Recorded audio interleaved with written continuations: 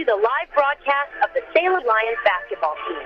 Follow along on WSLM 97.9 FM or on Facebook, YouTube, or X.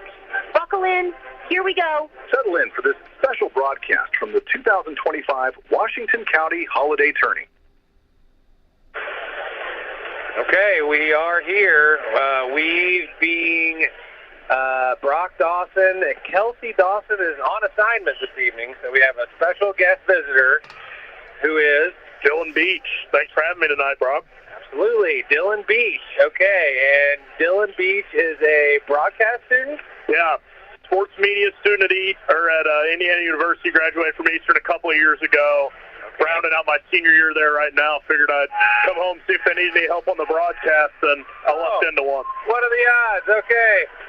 Perfect. So have you broadcast Eastern games? I did the holiday tourney a couple years back for WSLM, but I played basketball at Eastern. We never really had the broadcasting side of things. I left that to Wes and Mikey Batt. Okay. So you played for Eastern. Did you play in 2020?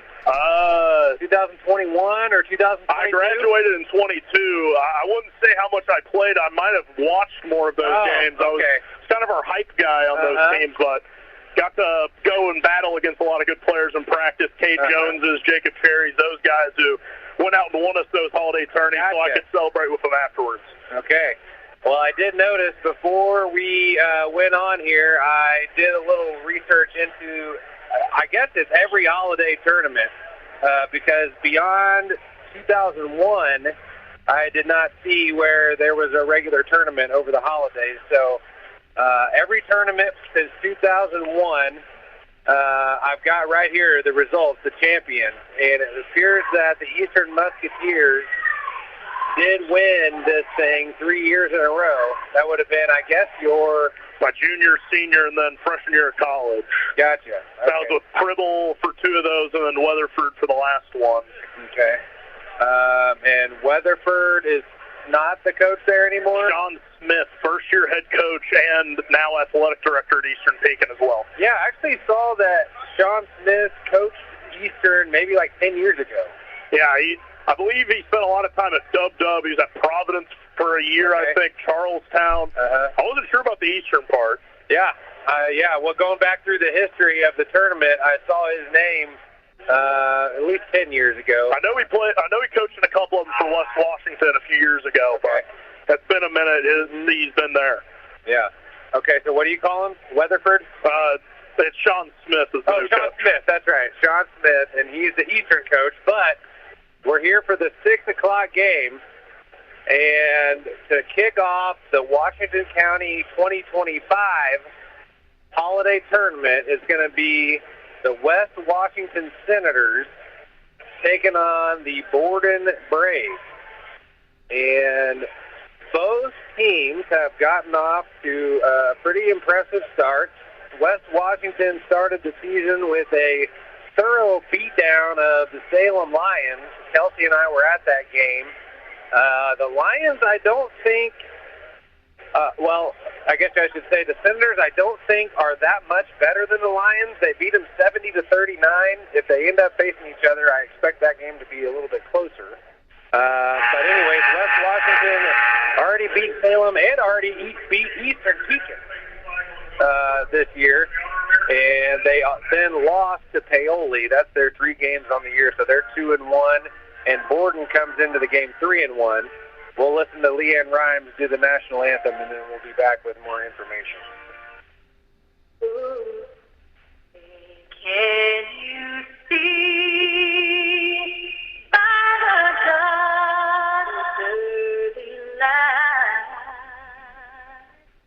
what so proudly we hailed at the twilight's last gleaming, whose broad strength and bright dawn through the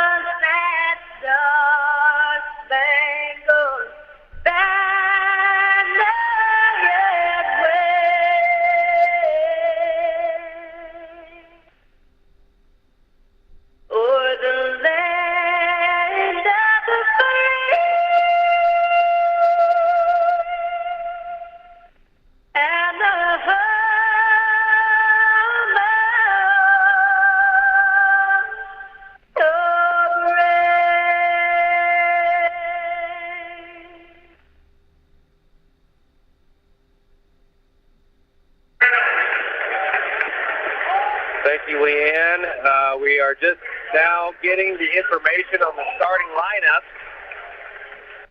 Looks like number 23, Colton Brown for West Washington. They're going to be the visiting team on the scoreboard. We got 24, Holden Russell. We got the big fella, number 22. That's Nevin Mars. Number 20. That's Nash Abel. And number 4, Hayden Morrow. To round out the starting 5 for West Washington. Okay. Yeah, certainly look like they're going to have the size advantage tonight with Mars in the middle, but definitely an athletic West Washington team. Excited to see them play tonight. I think they'd probably be the favorites going into the tournament as of right now. Yeah, that's probably true. It looks like Nash Abel has got some height on him too, and they are long, the West Washington Senators. All right, so here for the Borden Braves is going to be number 4. I don't have the... Yeah, let's see that. Wyland McCormick, 5'11" sophomore, getting the start for the Borden. And we've got number 21, Parker Rarick, 6'3" junior. We've got 24, Joseph Simpson, 6'4" sophomore. And a 6'6" senior, Colson Compton. So Borden, they grow him tall down in Borden too, looks like. Should be a fun one here tonight. Definitely that matchup in the middle between the two bigs, Compton and Mars, should be a fun one. All right, try to get organized here. Compton is 43. And he's going to be jumping in the middle against Mars. West Washington controls it. Okay. And we've got Russell. Looks like he'll be handling the ball up at the top. Borden's in a man-to-man defense. Brown on the wing. Now it's over on the other wing with Russell. They get it down screen for Abel. Nothing happening on his drive, so he kicks it back out to Russell. Oh, a nice feed inside. That's Abels with 2 points. Maybe make some tally marks here to keep track of the stats. We don't have our trusty stat guy, but the Senators putting the pressure on the Braves. They're able to break the press. It's going to be number 33, Jones, handling the ball out front for the Braves. He gets it on the corner now. He's trapped, and he steps out of bounds. So the heat from the Senators getting to the Braves early. That's the first turnover. As Jones steps out of bounds. So 24, Russell, bringing the ball up the court now for the Senators. Got a 1-4 high set. Looks like Russell curling all the way around the formation. A nice entry pass there, a set play to get Mars a look underneath. He catches it, misses, gets his own rebound, and on the putback, he's fouled. And the big man, Compton, followed that first action all the way up off the top of the screen and just left Mars wide open underneath the basket. Couldn't finish the first one, but gets an easy rebound for a putback chance.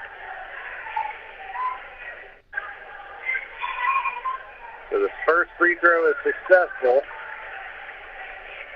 Nevin Mars with his first points of the game. It's 3-0 early, just getting underway here at the Washington County Boys Basketball Holiday Tournament. Mars misses the second one. The rebound is tracked down by Compton of the Braves, but he throws it back into the field of play, and it's West Washington that controls that loose ball. Mars takes the three from the top of the key, missed that one, and the rebound goes out of bounds. So now, number 11, KJ Simmons, is going to enter the contest for Borden. Simpson sits down, and the Braves look to break the press. They do get it ahead to McCormick. Oh, a nice look inside to Simmons, who just entered the game. He kicked it out to Jones. And Jones Has the ball at the top of the key. It appears that the Senators are in a zone. A nice 2-3 zone set up here. It's spread out, that's for sure. They're putting pressure on the ball. Braves with the ball in the corner now. That's Jones with a deep skip pass over to Dickerson, who takes the three, misses, and the rebound is ripped away by Abel. Senators on the attack now. Baseline drive, open look from the top. That's Abels with a three off the back of the rim, though. And looks like maybe they're going to call a foul there on the rebound. Yeah, I think they got Mars on the rebound over the back call. See if Borden can knock down enough threes to shoot West Washington out of this zone that they're in right now. Is definitely Borden teams of yesteryear would be able to do it, but first-year head coach will see if that continues to be the case. So Simmons gets it in to Rarick, and we got a foul. Kick ball. Oh, a kicked ball. Okay, so dead ball. Braves will take it out again now on the sideline. Simmons gets it into Rarick. Rarick now ahead to Compton. They find somebody in the middle. That's number 33, Wyatt Jones. Assist to Compton. Jones flashing, receiving the pass, and finishing with the right hand. 3-2 now in the early going. Morrow now for the Senators with the ball in the corner. Oh, he feeds Abels inside, and he is hammered as he goes to retrieve the pass. So no shot. That's a foul on the floor on number 33, Wyatt Jones. Oh, a nice pick-the-picker action there for Mars. He gets a good look, but is unable to convert. So Simmons now bringing the ball to the court for the Braves. That's 21, Rarick.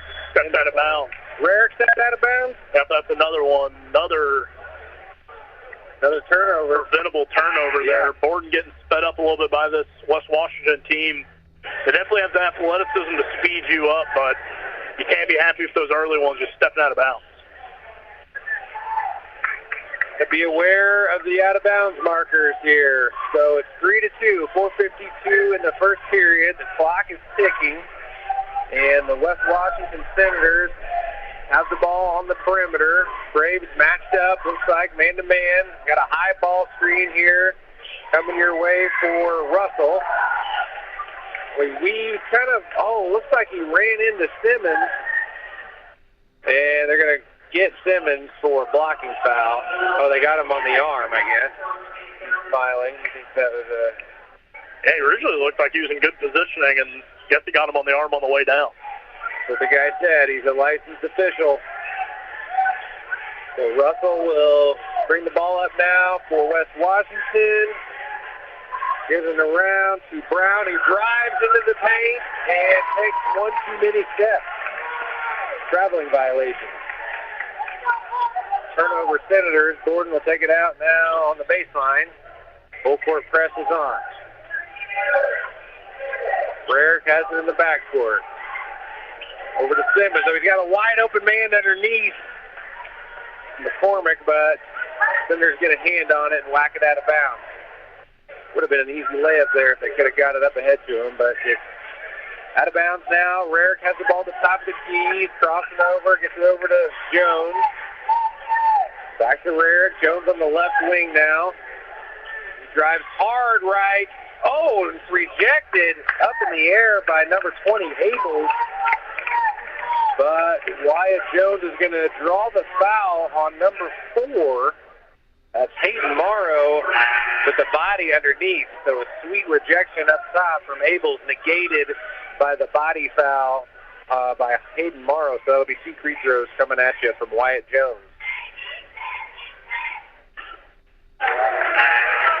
That one's good. He's 71% from the line on the year. He leads all West Washington scorers with almost 23 points a game. That's Wyatt Jones, the sophomore. No. Yeah, for the Braves. Wyatt Jones, the 6'3" sophomore. And he gets both of them to go.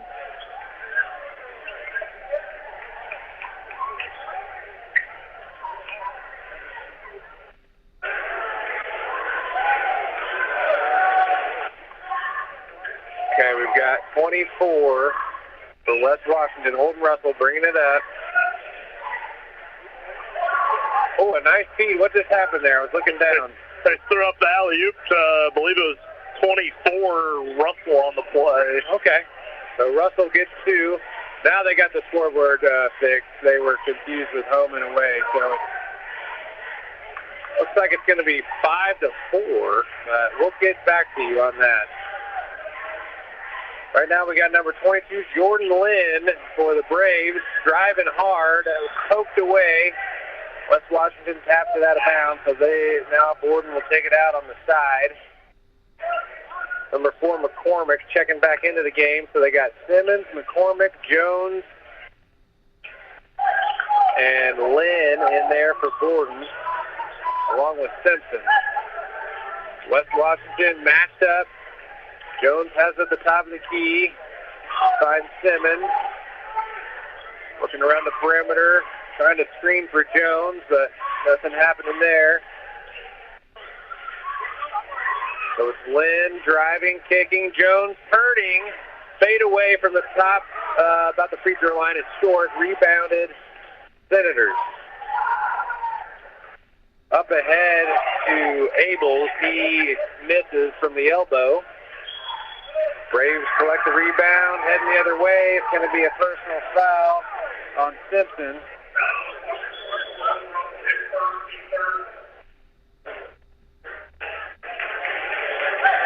They call the foul on Russell. Holden Russell of West Washington, his first foul of the contest. And it appears there may be a bonus situation, but the current, no. They were having some issue between who's home and who's away. Borden is wearing white, and West Washington is wearing red. Ball is in play. It is 4-5 either way. Still in the first quarter here at the Holiday Tournament. Lynn drives, puts the left-handed shot up. It's no good. Rebounded. West Washington heading the other way. So the Senators on the attack now, working the ball around the perimeter. 24, Russell driving. He loses control, and Jones ends up with a steal. Jones now heading the other way. He kicks it out. Open look. That's a three-pointer from Parker Rarick. Pure. Rarick shooting 30%, almost 30% from 3 on the year. He's taken over twice as many threes as anybody else on Borden's team. He's got the green light for a reason. Borden now with the advantage, 7-5, 1:39 remaining in the first period. Holden Russell out on the perimeter. He drives into Simpson and draws the foul. Yeah, that's already Simpson's second. He's going to have to go sit for a while. Fourth team foul of the period on Borden, so the next one will be a bonus scenario. A nice entry feed attempt there. They try to find Brown inside, but several Braves whack it away. And the Braves now on the attack on the offensive end. That's Jones driving hard to the right. And he's whistled for the offensive foul. So he was out of control. I'm not convinced that the Senator was stationary for that call. Could have been a no call, but it was not. It was an offensive foul call. And that is his second, so that'll probably potentially be detrimental to the Braves. Their leading scorer sitting on the bench now with 2 early fouls. That's 2 guys with 2 for him here early. A lot of whistles. A lot of whistles so far in this contest. So it's now West Washington weaving and handing it off on the perimeter. It's going to be Morrow handling the ball. He gets it over to Russell. Looking for an opening. Compton moving his feet out there on the perimeter, keeping him in front, but Russell does draw the foul on him as he drives baseline. Compton reaches in. He's whistled for illegal contact. And we got a third official now. I think that's what we needed for this contest. Yeah, that's just what we need. More eyes. We needed one more. That was the magic number that we were waiting on. So now all officials are present and accounted for. 7-5. The free throw for Russell's up and in, so that's 7-6 now in the early going. 49 seconds in the first period. Russell at the line for his second shot. That's up and good. So he's 2 for 2, and we got a substitution. That's Heisman, 6'1" junior, entering the contest for West Washington. Bryce Heisman. Ball's in play. Gordon on the attack. It's Rarick and Simmons in the backcourt. Looking for somebody, and Rarick throws it out of bounds. Looking for Lynn, but it's over his head and into the stands.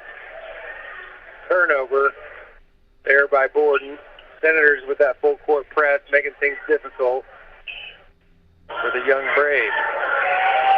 It certainly hasn't been the cleanest first half or first quarter offensively for either one of these sides. A lot of early turnovers and fouls. Less than 30 seconds to go now in the first period. Abel, and there's another whistle. Oh, he's whistled for the traveling violation. Looks like they handed it off to Russell. Russell was charged with the travel, right? And he couldn't believe that call. He's got his arms open as if he's befuddled, flabbergasted, if you will. Either way, it's a turnover for the record books, and the Braves now with a chance to take the lead going into the second quarter. 10 seconds remaining. They're weaving. Lynn drives hard to the paint. Left-handed layup is no good. 4 seconds now. West Washington going the other way. Rosenbaum pulls up. He's got a clean look. And it's good. Brady Rosenbaum gives the Senators a 3-point advantage after the first. 10-7. It's a big-time shot right there. At the buzzer. I'm sure he's practiced that so many times. Countdown. That one's in the driveway. 2, 1. Rosenbaum at the buzzer. And it's good. We'll take a quick break and be right back for more action. Introduce the family and friends to one of Salem's oldest traditions, home cooking from Mama Rosa's in Salem. Whether you're getting that one-of-a-kind tasting pizza, baked spaghetti, hot sandwich, or a variety of other Italian food and artisan pizza, Mama Rosa's has something for everyone. Open Tuesday through Thursday 4 to 9 for dining and carryout. Friday and Saturday from 11 a.m. to 10 p.m. And Sundays from 11 a.m. to 9 p.m. Mama Rosa's brings their famous pizza buffet to you on Friday from 11 a.m. to 2 p.m. for just $12.99. Choose from a wide variety of pizzas, homemade meat, and a large salad bar with their homemade potato salad, slaw, and dessert. Then come back for Friday night home-style buffet from 4:30 p.m. to 8 p.m. or 11 a.m. to 2 p.m. on Sunday for $15, where you'll find a variety of good, home-cooked food. Children's buffet is $7 each. Stop in and see Joanne and her family at Mama Rosa's and make some new memories or relive your childhood with that one-of-a-kind taste. Dine in or call 812-883-6296 to take the great taste of Mama Rosa's pizza home with you. Dylan Beach and Brock Dawson back in your eardrums for the second period of the first game of the Washington County Boys Basketball Holiday Tournament. 10-7, West Washington with the advantage over Borden in the early going. Simmons tried to skip pass across the court, but looks like it was tipped. Yeah, it was tipped by number 4, Morrow of West Washington, so it'll stay down here with Borden. Yeah, Borden might have caught a lucky break. That pass didn't look like it was going to anybody. No. West Washington just let that one go out. And they get it right back. Yeah, so steps called there on McCormick. Borden Braves sophomore shuffling his feet there as he caught the ball, so that'll be another turnover. And West Washington now on offense. Borden back in a man-to-man defense. Russell bringing it up to the Senators. 6-foot junior. Over to Abels. Nice pass there. Got an open look from Heisman, but it's nothing but air.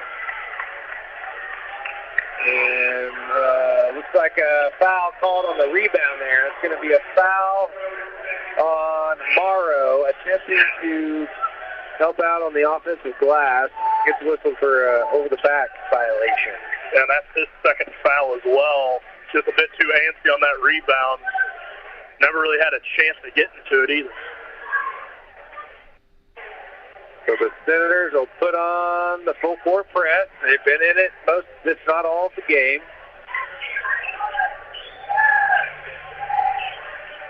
Trying to get a trap at just the right spot. That's Lynn beating it with the dribble. And they get it into Compton in the middle, then back out. There's a three-pointer for Lynn in the corner, no good. Rebounded by Mars. All the way to the rack goes Brown, but he shoots it into the bottom of the rim, and it's rebounded by Borden, heading the other way.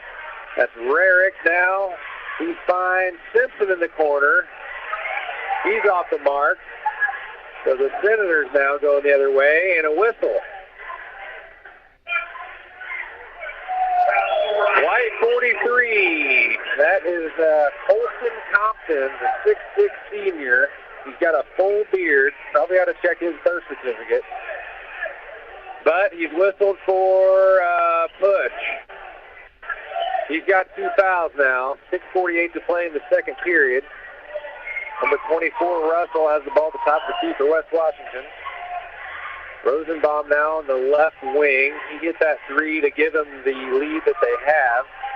Rosenbaum over to Russell in the corner, drive and kick. Oh, he gets it to Eichmann. He takes a three, falls over as he shoots, misses. Wild pass there. But McCormick able to corral it. There's a three-pointer from Rarick of Gordon. He misses. Thompson keeps the rebound alive. McCormick dives on the ground to save it and gets the timeout call. So some hustle here from Borden, leading to possession saved. 30-second timeout here. 6:11 to go in the second period. Yeah, after the first minute 50 of the second quarter, we still haven't had a point from either side. Bit of a dry spell. Even going back into that last quarter, outside of that three-pointer in the quarter, really not a whole lot of offense here at the late from either side. Maybe it's just the excellent defense. Yeah, we'll call it that. I mean, there has been a lot of turnovers. These teams are definitely seeing each other up, and it's a tournament game, and that's always going to cut into the score a little bit, but looks like on the year, the Borden Braves have committed 56 turnovers compared to only 39 assists. So that may be a theme can't be a great, on their season. You're going to want that to be at least the other way around, if not more like a 2 or 3 to 1 ratio. But they're high school kids. They're trying their best. Back at the action here. It's Wyatt Jones. That's his name, right? Yes, Wyatt Jones at the top of the key, and then he got another whistle off the ball. I think on Mars getting a bit too physical, Compton in the post, and be a not a one-and-one situation yet. No such thing as one-and-one anymore, Dylan. Oh, man, I missed that one. Did you miss that when you were a senior? Were they still doing one-and-one? We still have the one-on-one bonus. It's a thing of the past. Well, you can still find it in the college ranks. But there's Wyatt Jones pulling up from 17 feet. The short corner, it's pure. 2 points for Wyatt Jones. So 10-9 now, West Washington with a slight advantage. There's Mars inside. A nice feed from Russell that he fouled. 21. That's Parker Rarick committing the personal shooting foul. His first team second. So we got Mars at the line shooting 2. First one is good. And I think considered probably one of the better guys to get a foul called on there. Borden's got a couple with 2 fouls apiece in this one, including the big man Compton, who's guarding Mars on that play. Got to stay out of foul trouble. They got to keep their stars on the court. Mars got them both. It's 12 now for West Washington. And on the attack, that's Wyland McCormick, the 5'11 junior, taking it right into the heart of the defense on a fast break, and he draws contact, and he'll head to the line. That's Mars' third foul. Ooh, a foul on Mars. Yikes. He's going to be sitting for a while with that one. 5:37 to go in the second quarter. With 3 fouls, Nevin Mars will head to the bench. I imagine he'll probably be there for the rest of the first half. Yeah, even some of the second half, more than likely. You only get 5 of them. Yep. So McCormick misses the second free throw, and Abels is able to corral the rebound. Russell leading the charge here for the Senators. Gets it over to Abels, over to Heisman, skip pass to Rosenbaum. Looks like the Braves in a 2-3 zone with Compton camped out in the middle. West Washington working the ball around the perimeter. Russell has it now on the right corner. This is into Rosenbaum. Shot fake. Another shot fake right into the hand of Compton. Goes the shot. And, oh man, they're going to get Compton, I think, with a personal foul there. Could be his third 43 whistled for the contact, sticking his leg out, they say. So that's 3 on Compton. It's not going to be a big man's tournament if this is how it's going to be all night. Yep. Compton on the bench for the Braves and Mars on the bench for the Senators. So 23, Colton Brown checks back in for West Washington. They get it into Abels immediately. He turns around and shoots a 10-footer, and it's good. 14-10 now. West Washington with the advantage. 4:44 to play in the second period. Stolen. That's Abels who rips it away. Or no, that's Russell. Steals it, takes it all the way to the rim. The layup rolls out, and as Heisman is coming up for the rebound, they got him whistled for a call, rebounding on the back. So, first personal foul on Heisman of the game. That's 4 in the period for the Senators. 4:30 to play in the second quarter. The trap is on hard. McCormick able to get rid of it and get it over to Simpson, but it was out of bounds, tipped out by West Washington. So that'll be number 21, Rarick, taking the ball out on the baseline. They've got Simpson on the elbow. He comes off a screen. They're looking for Jones. They get it to Simpson. Back to Jones. Jab step. Pull up from the elbow. It's good. Wyatt Jones. 2 more. That's a tough basket right there. Looks like he's been working on that. West Washington with another nice feed inside to Russell. And he's able to convert that one for 2. Oh no, the pass goes right through Simmons' arms and into his chest and into the hands of a Senator. So it's the Senators now on offense. Abels collects an offensive rebound. It's over to Brown, back to Russell. Picks up his dribble. Oh, they got a wide open shot from the right corner. That one's missed by Heisman. Braves able to secure the rebound. 16-12. Braves trailing by 4. Wyatt Jones on top, makes a move. He spins, gets it into the paint, draws contact. Somebody behind me is looking for a traveling violation, but instead it's a personal foul, a shooting foul on Brady Rosenbaum. His first of the game, you think? Yes. Wyatt Jones heading to the line. Looking for 2 more. He dribbles and a spin. Ooh, missing.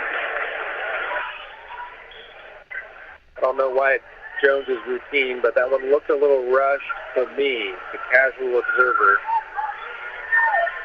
First free throw's missed. Lining up for number 2 here, Wyatt Jones. That one looks like a little bit better pace, and it goes in. So 3-point lead for West Washington. I'm going to say, yep, Holden Russell. Bringing the ball up. Over to Abels, over to Eichmann. They got Russell again in the inside. He's making some kind of cut that the Braves are just not ready for. He's gotten several of us open looks. He missed that one.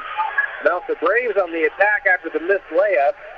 Abels gets the rebound off the missed shot, and he's fouled.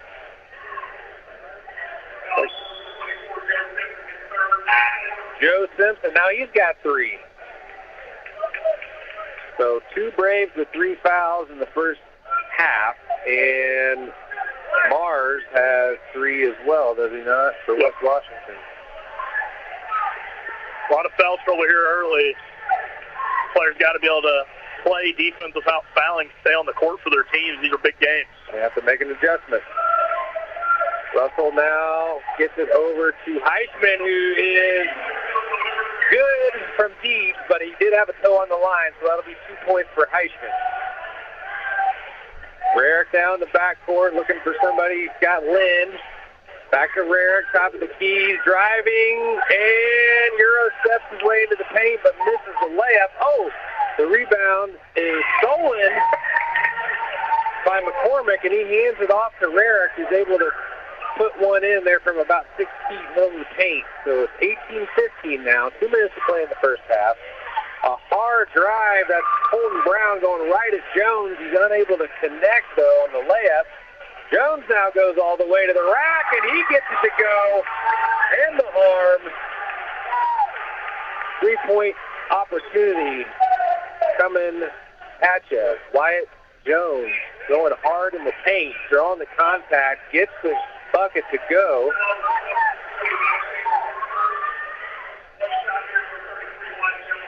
Who was that on, did they say? Somebody's first foul. Number 20, Abels. Abels whistled for the contact. Free throws up. Every part of the rim and the backboard before settling into the net. So it's a tie ball game, right back where we started. 18-18 is the count. Braves back in a zone. Senators working the ball around the perimeter. Got Heisman on the right side. Oh, man. Nickel dimers here, they call them. So that's going to be K.J. Simmons, whistled for the contact against Nash Abels, who is catching the ball on the elbow. 5 team fouls on each team. So we got a bonus situation for the rest of the half. Abels knocks down the first one.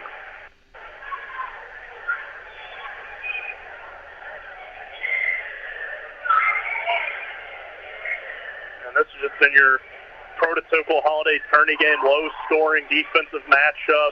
Offense maybe not showing up maybe like these coaches would like, but, man, it's been a fun one to start. Back and forth, a lot of guys missing in foul trouble. See if those guys can stay on the court in the second half. See if we can come back after a word from the sponsor. When it comes to getting the job done right, from driveways to bridge work and paving to construction and excavating, there's one name you can count on: Temple and Temple Excavating. Serving homeowners and also handling big jobs for city, county, and state highway projects. They've built a reputation on quality work since 1948. Driveways, construction, demolition. If you need it moved, cleared, built, or torn down, call Temple and Temple Excavating at 812-883-6644. Temple and Temple, digging deep and building strong communities. One project at a time. Call Temple and Temple today and get the job done right. All right, thank you, Mr. Temple, for the words and the sponsorship. Dylan, I wanted to familiarize ourselves with the West Washington Senators, okay? So Holden Russell is the leading scorer. He gets about 16 a game. Nevin Mars gets 9, and Colton Brown gets about 9. And they're on the attack now. That's Wyatt Jones. Oh, he gets an open look from the middle of the paint, but he's unable to convert. So West Washington able to get the rebound, and they're going the other way now. Russell into the corner to Heisman, and it's good out of the timeout. That's Bryce Heisman from deep. He missed his first 3 ball, then he hit that long 2. Now back-to-back long-range shots for Heisman, really starting to get his shot to fall here tonight. He's getting in the rhythm. Looks like he's 33% on the year from deep. So another personal foul. Was that on Heisman? Yep.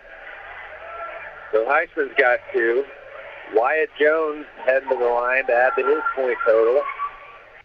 That one's up and nothing but net for Wyatt Jones. Each team in the bonus, 1:04 to play in the first half. It is West Washington 23, Borden 19. 20 now for Borden. Wyatt Jones gets both free throws to go, and we've got a substitution. It'll be number 31, Dickerson, entering the contest, I think for the first time. Abels has it for West Washington. Over to Heisman. In the corner, that's Abels now driving left, picks it up, hands it off to Russell. Russell pivoting. Rarick trying to make things difficult here. Closing in on 30 seconds to go in the half. Oh! Number 10, Jack Armstrong with some happy feet there, but no whistle. Abel's driving hard with 24 seconds to go. He drives hard, but it's rejected. Block shot there from Rarick. And Simmons has the ball going the other way. He's going to draw a foul. So I guess that'll be on Russell. K.J. Simmons heading to the line for 2 free throws. That may be just his Russell's second foul of the half. Still a lot of Senators picking up.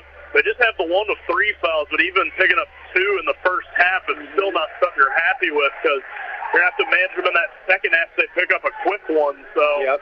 Can't quite play as aggressively as you might want to when you got 2 or 3 fouls. And you can say whatever you want about the officiating, but they're calling it both ways. Right. No matter what that is, I mean, we've got a somewhat even foul count. You got to be able to adjust to that. You may be used to a certain level of physicality that you may not be able to play with tonight, but you got to be able to adjust, and whichever team's able to do that's going to take this one tonight. So Simmons misses the second free throw, and Heisman takes it the other way to the rack for 2. Rarick up to Simmons, 2 seconds. Shot fake, gets one off, but it rattles out. So at the end of one half of the Washington County Holiday Basketball Tournament, it is West Washington 25, Borden 21. We'll step away for a few moments, but we shall return. This holiday season, WSLM 97.9 FM is turning up the cheer. Starting Monday, November 24th, we're switching to all Christmas music, a festive mix of your favorite holiday classics and the classic rock Christmas tunes you love. It's the perfect soundtrack for your celebrations, shopping, and family time, all the way through December 26th. Make your holiday shine right here on WSLM 97.9 FM. Introduce your family and friends to one of Salem's oldest traditions, home cooking from Mama Rosa's in Salem. Whether you're getting that one-of-a-kind tasting pizza, baked spaghetti, hot sandwiches, or a variety of other Italian food and artisan pizza, Mama Rosa's has something for everyone. Open Tuesday through Thursday 4 to 9 for dining and carry-out. Friday and Saturdays from 11 a.m. to 10 p.m. and Sundays from 11 a.m. to 9 p.m. Mama Rosa's brings their famous pizza buffet to you on Fridays from 11 a.m. to 2 p.m. for just $12.99. Choose from a wide variety of pizzas, homemade soups, and a large salad bar with their homemade potato salad, slaw, and desserts. Then come back for Friday night's home-style buffet from 4:30 p.m. to 8 p.m. or 11 a.m. to 2 p.m. on Sundays for $15, where you'll find a variety of good, home-cooked foods. Children's buffet is $7 each. Stop in and see Joanne and her family at Mama Rosa's and make some new memories or relive your childhood with that one-of-a-kind taste.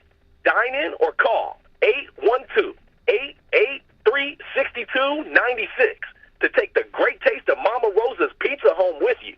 McRib fans, it's back! The iconic sandwich has returned to select McDonald's restaurants in the Louisville region for a limited time only. The McRib made its debut in the United States in 1981 as a limited-time item in the Kansas City area and quickly became a fan favorite, thanks to the unmistakable flavor of the seasoned boneless pork patty slathered in barbecue sauce and topped with slivered onions and tart dill pickles, all on a home-style bun. The McRib has become a seasonal sensation, captivating fans with its limited availability, sparking social media buzz and igniting a flurry of anticipation each time it makes its triumphant return to McDonald's. Fans can also order a McRib via the McDonald's app, where you can order ahead and pass the line with mobile order and pay. Plus, you can join My McDonald's Rewards to earn points on every order to redeem for free McDonald's food. At McDonald's, we're loving it. When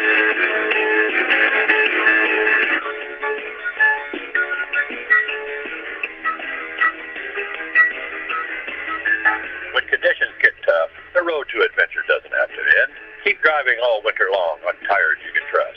Between September 24th and December 9th, get $80 via reward card or virtual prepaid card after online submission with the purchase of 4 new Michelin passenger or light truck tires. Available at Washington County Tire Shop in Salem. See www.michelinman.com/auto/deals/promotions-and-rebates for complete details. Offer expires December 9th, 2025.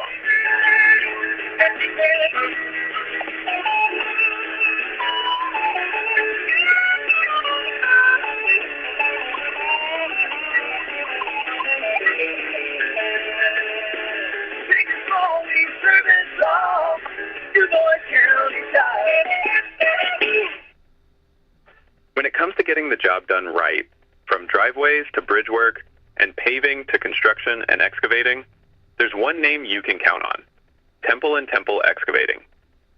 Serving homeowners and also handling big jobs for city, county, and state highway projects, they've built a reputation on quality work since 1948.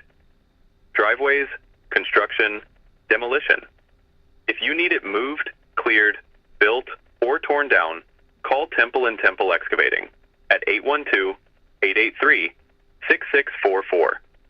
Temple & Temple have been supporting Washington County for 77 years, one project at a time.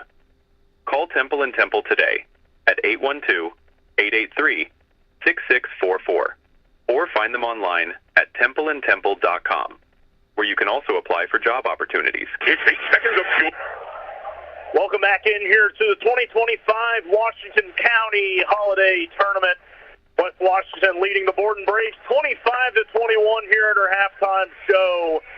And it was a fun first half, a lot of foul trouble, but we'll see if both these teams can clean it up a bit here in the second half. There was plenty of whistles, plenty of scoring from the leading scorer, sophomore. That's Wyatt Jones. He had 14 points in the first half. Heisman had 7 for West Washington, and Abels had 6. But, yeah, foul trouble. The big story there, that's going to be number 24, Russell of West Washington. He's got 3 fouls. Or no. That was Gordon who had 3 fouls on number 24, Simpson, as well as Compton, the big fella underneath with the beard. He's got 3 fouls. And I believe both teams ended up in the bonus in both of the first quarters. Yeah, both teams ended up in the second shooting a couple of bonus free throw opportunities, but we haven't really seen either team center on the court all that much. Mars for West Washington missing time. Compton picking up his third right after Mars got his third, looking like that could have been an advantage for Borden, but both those players going to come back here in the second half, but they're going to have to play without fouling, which has definitely been an issue for both teams so far. We saw Jones miss a lot of time in that first half as well, but relatively low-scoring affair here, a defensive matchup A lot of turnovers being forced. Both teams doing a good job speeding each other up. Yep, and we don't have the benefit of the live game stats, but for those who are interested, the Borden Braves come into the game with a 3-1 record. Wyatt Jones is their leading scorer, as I have mentioned. He gets about 23 a game. Colton Thompson, the 6'6 senior, he's averaging 15 points a game. He also leads the team in rebounding with 40 total rebounds. Parker Rarick gets about 9 points a game, and KJ Simmons is averaging 5.3. Looks like Joe Simpson gets about 6.8 points a game. That's for the Braves. And I was wondering, Mr. Beach, if you knew who has won this holiday tournament the most. It's been going on. This is, I believe, the 25th year of the Washington County Holiday Tournament. 2 teams have won it 8 times each. Okay, so I know the Eastern had a 3-peat a couple of years ago. That definitely had to help out the numbers. Salem, you'd have to think, being the largest team in it, would have to help for a while. I'll go Eastern and Salem. If there's 2 teams tied for the lead, I'll go for those 2. Borden's got to be right behind them, though. You would be correct, sir, and you would probably make a good game show contestant with your deductive reasoning there and thinking it through. So, yes, Salem has won it 8 times, but has not won this tournament since 2018. Been a cold spell there. Bit of a cold spell. They did win 3 in a row, 16, 17, and 18, but since then, it was West Washington defeated Salem in the championship game in 2019. And then in 2020, Eastern started their 3-peat by defeating Salem in 2019, defeating West Washington in 2020, and then defeating Borden. So they defeated all 3 teams in succession for the championship of the Washington County Tournament in 20, 21, and 22. Defeating Borden. Okay, so then Borden has won the thing 6 times. Yeah, they're back-to-back. They're running it up back-to-back. Figured that had to help out their numbers. And they had Doc Nash for all those years, so they're at least got to be competitive in all of these games. Okay, now for those of us who aren't familiar or haven't been around maybe as long as you, who is Doc Nash? Longtime Borden head coach, won their state title with them for a long time. Just retired this last year. Oh, okay. He had his 2 boys who had played for him for a long time. Kasem was their star man a couple of years ago.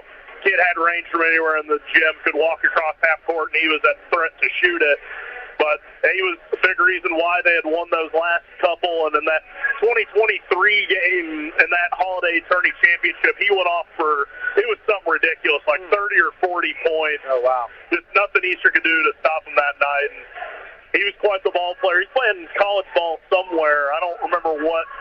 That's some smaller school now, but I'm not quite sure where he is. And there's Coach Ray Weatherford, longtime assistant at Borden, and former Eastern head coach walking in the gym here tonight.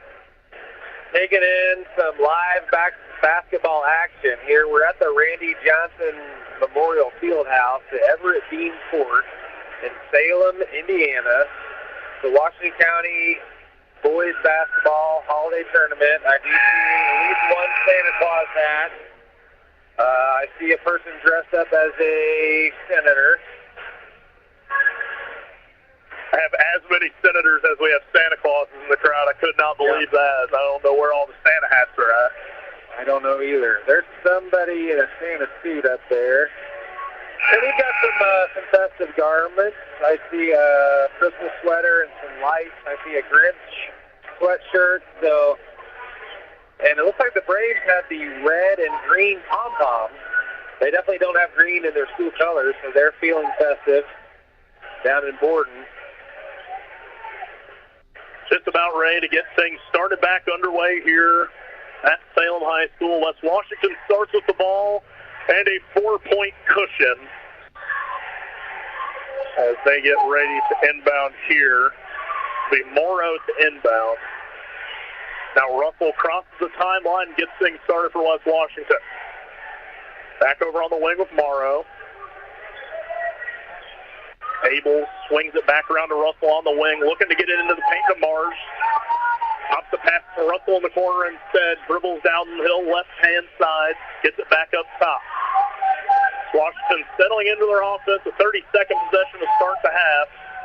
4-point advantage, more than okay with chewing out some of this clock. Back and forth first half with West Washington leading a majority of it. Russell in the high post, trapped, feeds it inside. Now back outside, a three-pointer up for West Washington, and it rattles home. Nash Abel knocks that one down for the first points of the second half. A nice ball movement and excellent patience there by the Senators. Took about 50 seconds off the clock there in the first possession. Now Borden looking for a response. Jones now to the corner, back up in the wing with Jones. Merrick in the corner, gets downhill, feeds the middle. Puts up a layup, now rattles off. Mars grabs the board for West Washington. Russell heading back the other way, crosses the timeline, pushing the pace. Now back to Russell, gets downhill to the left elbow, picks up his dribble and offs it back out. West Washington team now with a 7-point advantage, 6:30 to play here in the third quarter. 28-21, West Washington leads. Russell with it in the corner, dribbles it back up top. Looks like he'll be ready to chew out a few more seconds here. Yeah, no rush here for the Senators. Content to just move the ball around the perimeter. Brown sets the screen for Russell, now trapped by two Borden defenders. Morrow to Mars in the corner. Mars puts up a triple, and that one falls. West Washington, the largest lead of the game, and Borden wants the timeout. 31-21. And West Washington on a 6-0 run to open up the third quarter. According to this piece of paper that I was provided, that may have been Mars's first 3-point field goal of the year. Got a pretty touch out there for the big fella. He shot one already. First one didn't fall, but that one looked pretty from the corner.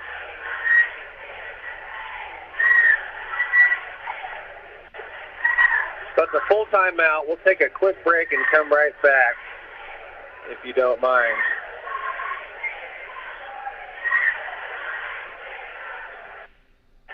McRib fans, it's back. The iconic sandwich has returned to select McDonald's restaurants in the Louisville region for a limited time only. The McRib made its debut in the United States in 1981 as a limited-time item in the Kansas City area and quickly became a fan favorite, thanks to the unmistakable flavor of the seasoned boneless pork patty slathered in barbecue sauce and topped with slivered onions and tart dill pickles, all on a home-style bun. The McRib has become a seasonal sensation, captivating fans with its limited availability, sparking social media buzz and igniting a flurry of anticipation each time it makes its triumphant return to McDonald's. Fans can also order a McRib via the McDonald's app, where you can order ahead and pass the line with mobile order and pay. Plus, you can join My McDonald's Rewards to earn points on every order to redeem for free McDonald's food. At McDonald's, we're loving it. Back underway here at Salem High School. West Washington leads 31-21 over Borden. Borden breaks the pressure with an outlet pass to the big fella Compton. Now over to Merrick on the right wing. Dribbles out, got stolen away by Russell. Now gets it to Jones. Now in the corner, a three-pointer up and falls for McCormick. And Borden responds. 7-point deficit now for the Braves. 5:33 to play here in the third quarter. Russell gets a high ball screen. Opts not to use it, passes it over to Morrow. Morrow now screened on by Mars, gets it into the corner with Brown. Back up top with Russell, the West Washington leading scorer. Now over on the wing with Abels once again, drives to the lane, pulls up from short mid-range, gets to the ball. Tough basket there from Nash Abels. Lead back out to 9 for West Washington. Borden trying to break the press, having a hard time doing so now. Jones gets it across with the dribble. Three-pointer once again, that time long. McCormick couldn't make back-to-back, and now West Washington heads down the other way. Nice outlet pass from Russell. Tried to feed Mars in the post, got tipped away, and off the hands of Borden. Yeah, that's Wyland McCormick hustling back on defense to cause the deflection. Now West Washington getting set for an out-of-bounds play here. Some physicality between Compton and Mars. Russell inbound for West Washington. finds Mars on the screen, and he missed the layup. Wide open after the screen-to-screener action. He'll get a foul on Nash Abel on the back half of that rebound. Mars had a really good look, just missed the layup. And the lead stays at single digits. We'll see if Borden can cut into it here. Slowly breaking this West Washington press, now across with Jones. Jones skips it over, tipped away by Russell, stolen by West Washington. Nash Abel thought about one there on the corner. Now gets to Russell on the right wing. Sees the post and then gets quickly fouled, and that one will go on McCormick. McCormick was sealed on the inside by Brown and got him on with his hands. One foul apiece. 4:15 to play in the third period. Three-pointer comes from Russell, rattles off, put-back chance. Also trickles off the iron, and that one will go out of bounds off of West Washington. Mars had the offensive rebound, but got tangled up a little bit, has trying to throw it back into play behind his back, but was unable to do so. West Washington, a couple of really good looks there. Russell had a wide open three, couldn't get it to fall, and then Morrow came in on the tip-in. Might have been safer to come down if it go back up, but went for the highlight play, but couldn't get it to fall. Russell with a quick takeaway, blocked from behind, but a foul on the play. We'll say Simpson got him on the hand. So Russell getting pressed all by himself there, and he'll head to the stripe. That might be number 4 on Joe Simpson. It is. 4 fouls on Simpson. Certainly going to be sitting a while with that one. As Russell, the first free throw is up and good, and Simmons will come in to replace Simpson. 34-24. 4 minutes to play in the third period. West Washington with a 10-point lead. Largest advantage of the game for West Washington. Second one is up and good. Now an 11-point lead. Back in their press. Simmons with it, trying to break it. Now across the timeline to Compton. Compton skips it back over to Simmons. About dragged his pivot foot. As Merrick comes off the screen from Compton, got tripped up a bit by Russell. They'll call Russell for the foul on the back tap attempt. He did reach around and whack him in the back. And that'll be Russell's third, so something to look out there for West Washington's leading score. 35-24, 3:45 left in the third. Borden trying to chip away at this one. Post entry into Compton. They'll get Mars in his back. Yeah. And that'll be his fourth. Mars. He knew it. He heads off the court. Heischman checks in for him. Frustrated.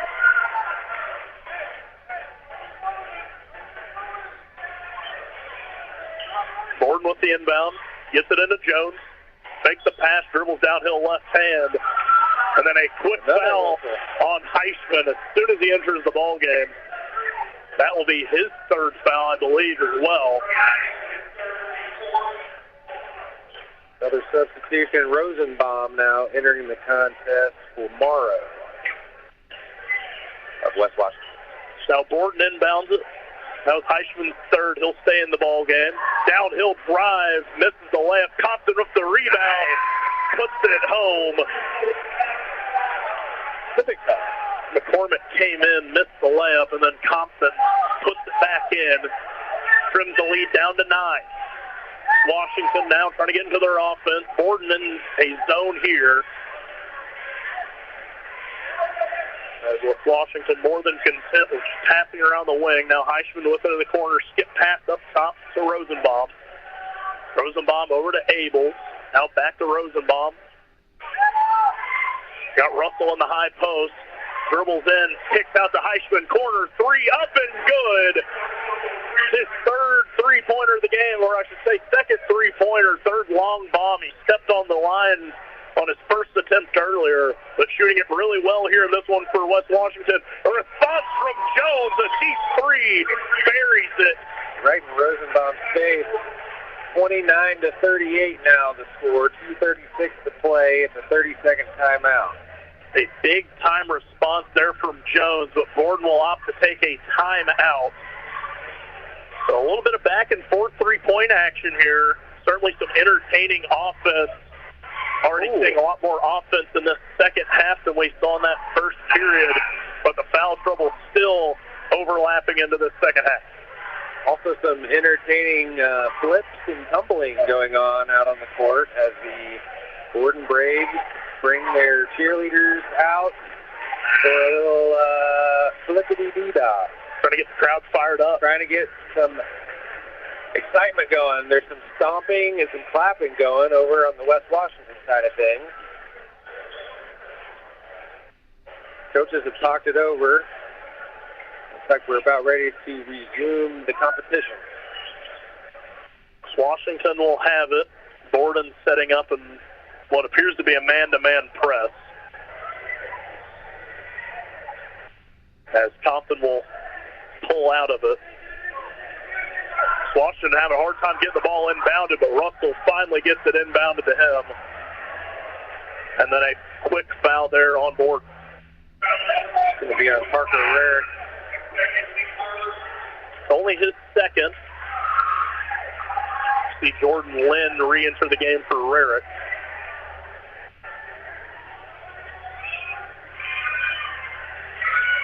Full court press is on. Man-to-man press once again. West Washington gets it in. Now the trap comes from Jones. Russell gets right around it and then gets fouled by McCormick. See how many that is on McCormick. He's already got a couple here in this second half. We'll say that's just his second. As that'll be Hayden Morrow checking back in for West Washington. Heisman will take the bench. Now inbounded in, Morrow off the bounce, gets the kick back out. Downhill is Rosenbaum. He gets fouled on the floor. We get 22, Lynn with the foul on that one. That'll be his first, but now West Washington shooting in the bonus the rest of the way. 2:22 left here in the third. 38-29. Lead set around that 9 to 11 point mark for a majority of this third quarter for West Washington after opening up on a 6-0 run. As the first free throw from Rosenbaum falls. And the second one up and good to push the lead back out to 11. Jones breaks the press with the dribble, gets downhill, kicks back out now to the wing. Lynn spins into the lane, puts up a floater, banks it home. Impressive move there from Jordan Lynn for two, cuts the lead back down to 9. 2 to play in the third.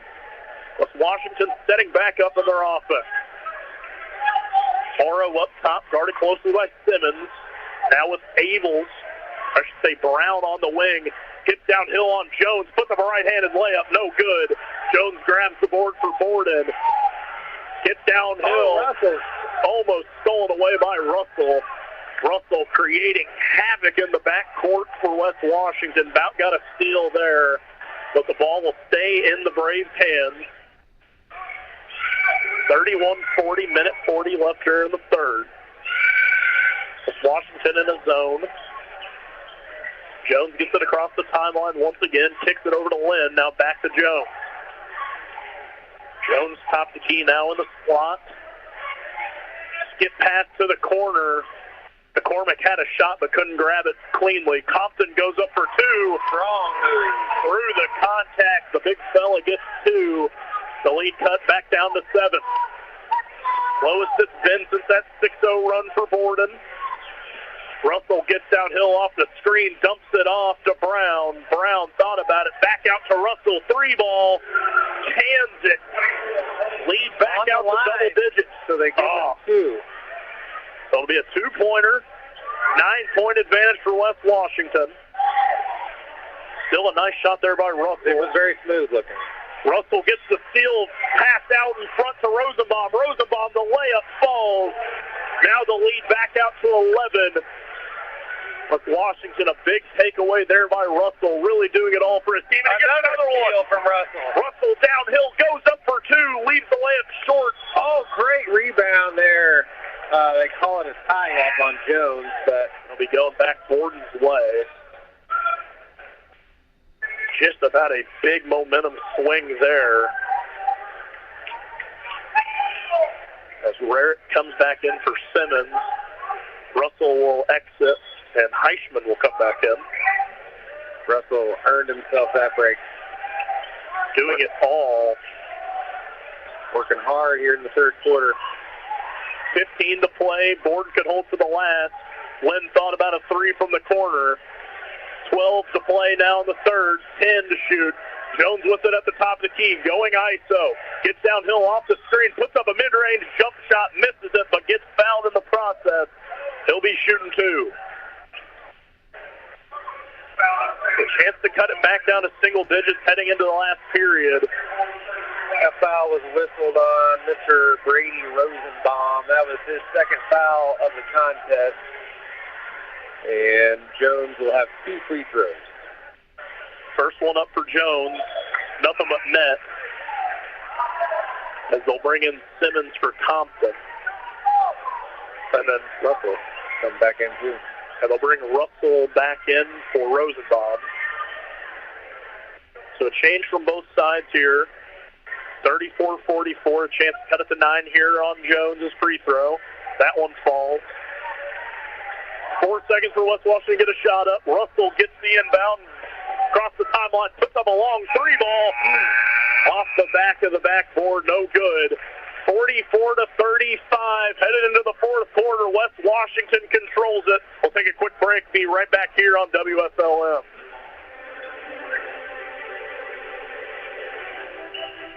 This is Becky White from WSLM. I'm here with Caleb Perkiser from the John Jones Auto Group. This is Caleb Perkiser again, and this Christmas season, you can unwrap big savings at John Jones Auto Group. At our locations in Salem, Gordon, Greenville, and Scottsburg, we're delivering holiday cheer with incredible deals on new and pre-owned cars, trucks, and SUVs. Whether you're heading over the river and through the woods, or just across town, John Jones has the perfect vehicle to make your holidays brighter. With friendly service, hometown values, and year-end incentives, there's no better time to upgrade. From our family to yours, Merry Christmas and Happy New Year. John Jones Auto Group. Remember, you see so many because they paid so little.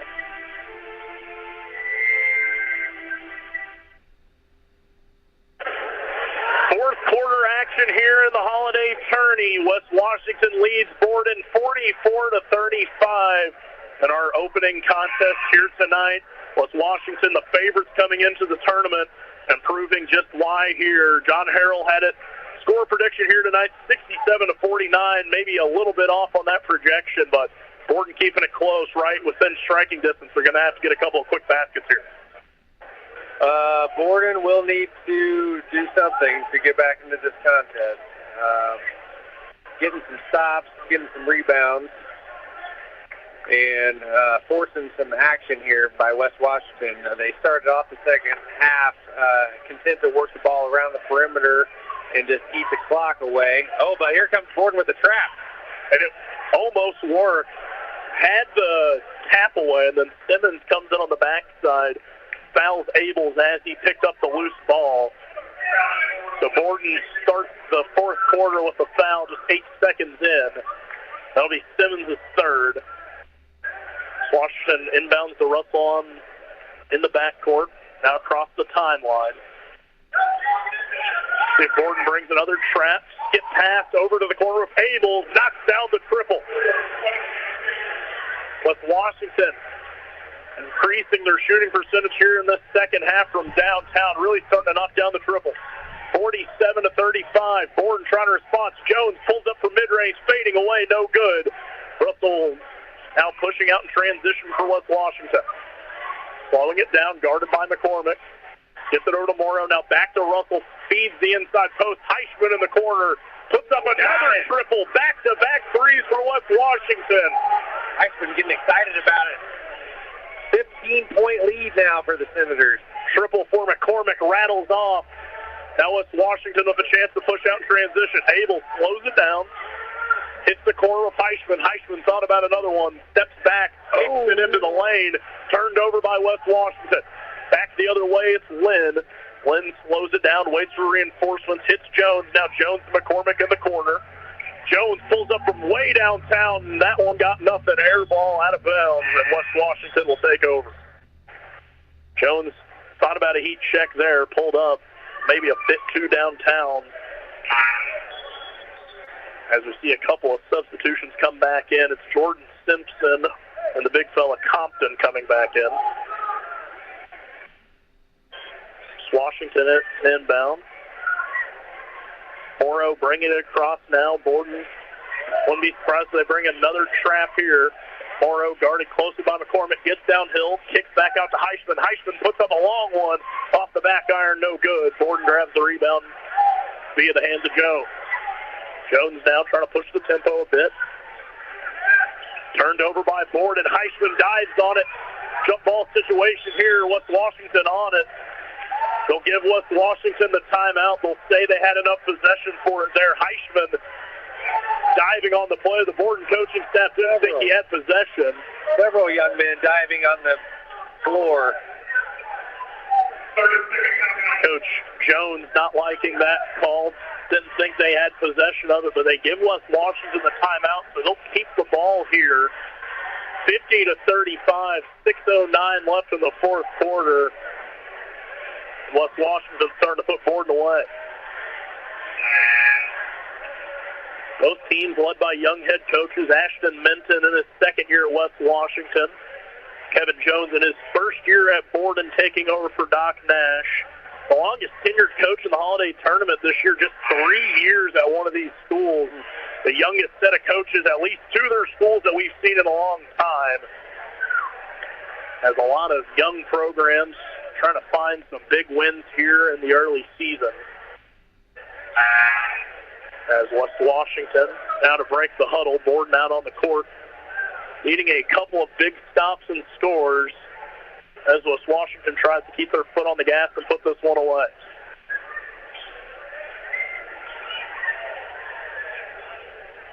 Borden in a full court press here on the side out.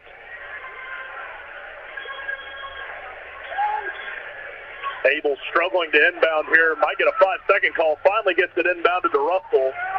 Definitely getting close to a 5-second call. Russell now across the timeline, moving fast. Tipped away by McCormick. Back in the hands of West Washington. And Brown will charge the lane and get fouled in the process. We'll say that's a shooting foul. That'll be on Rarick. That'll be his third. As Brown will get a chance to push the lead out to 17.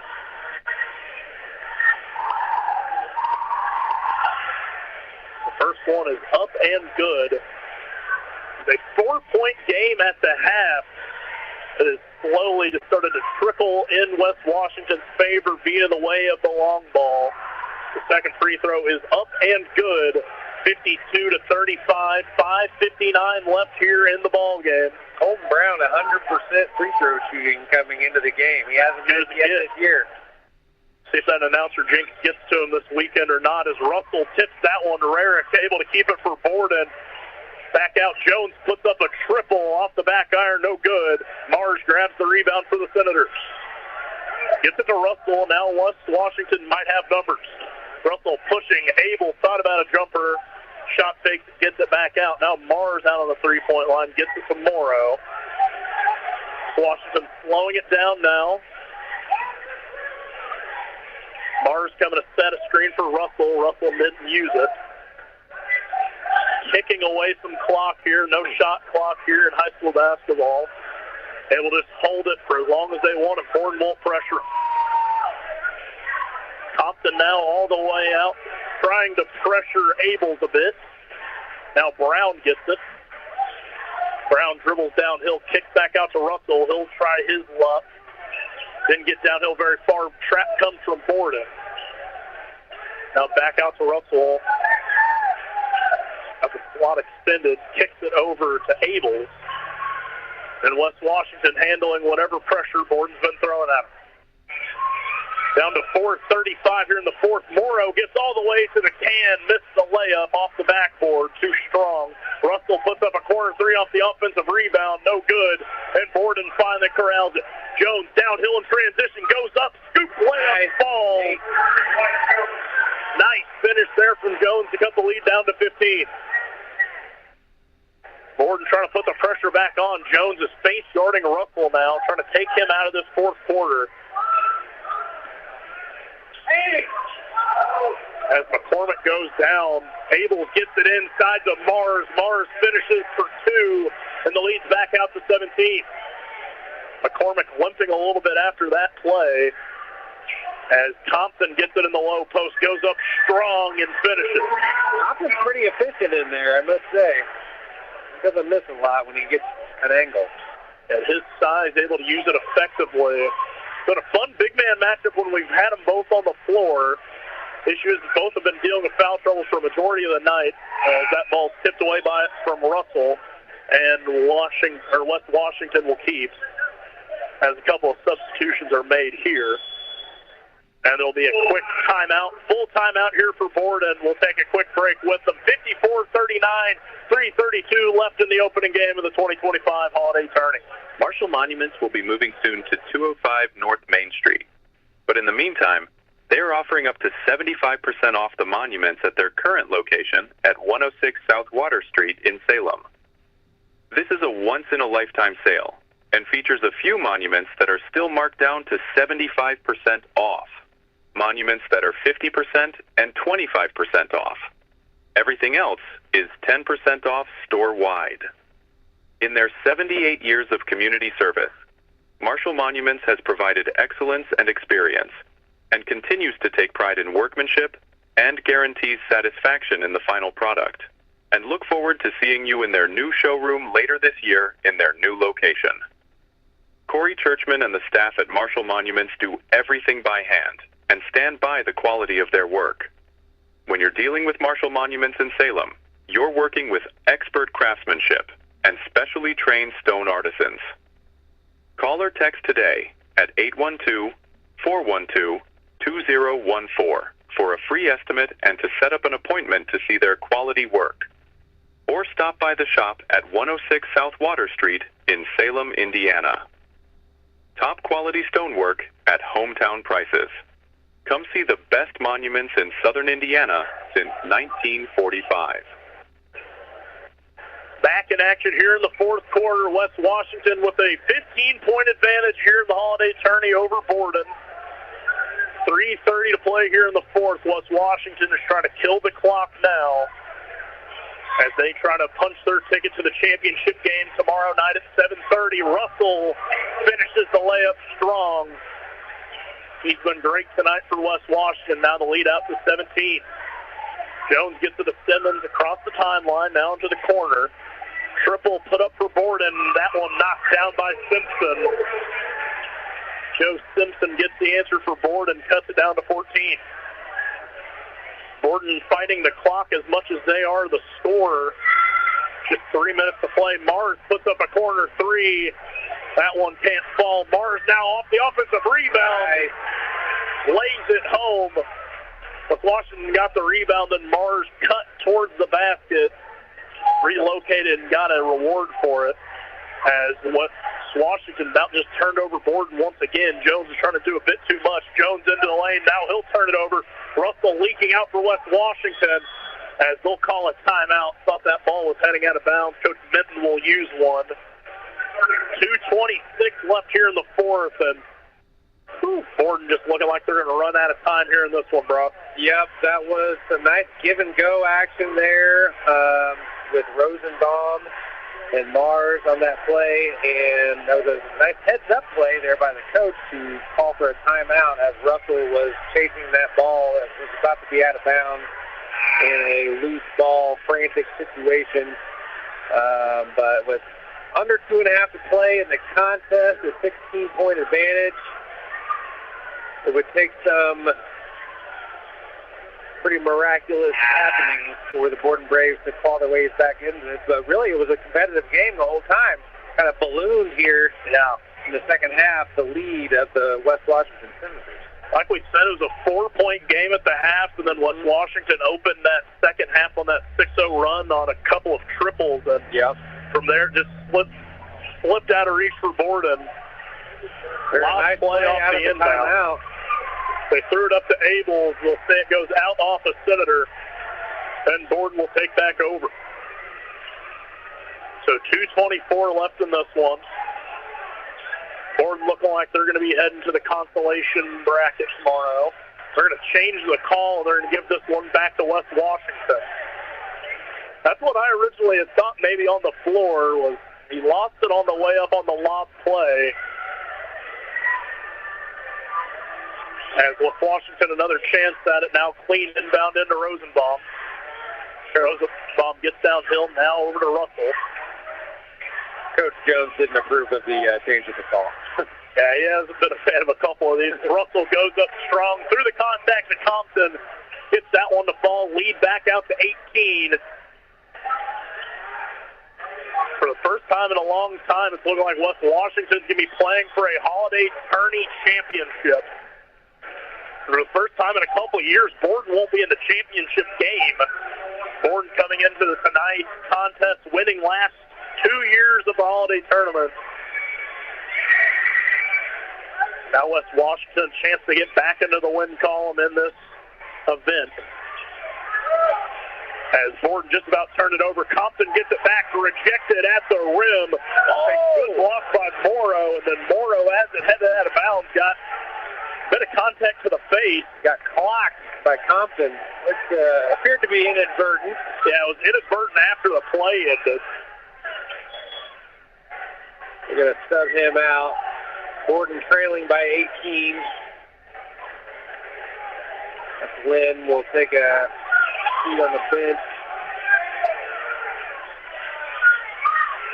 They still fiery here in the gym despite this one all but being decided. Wide open jumper.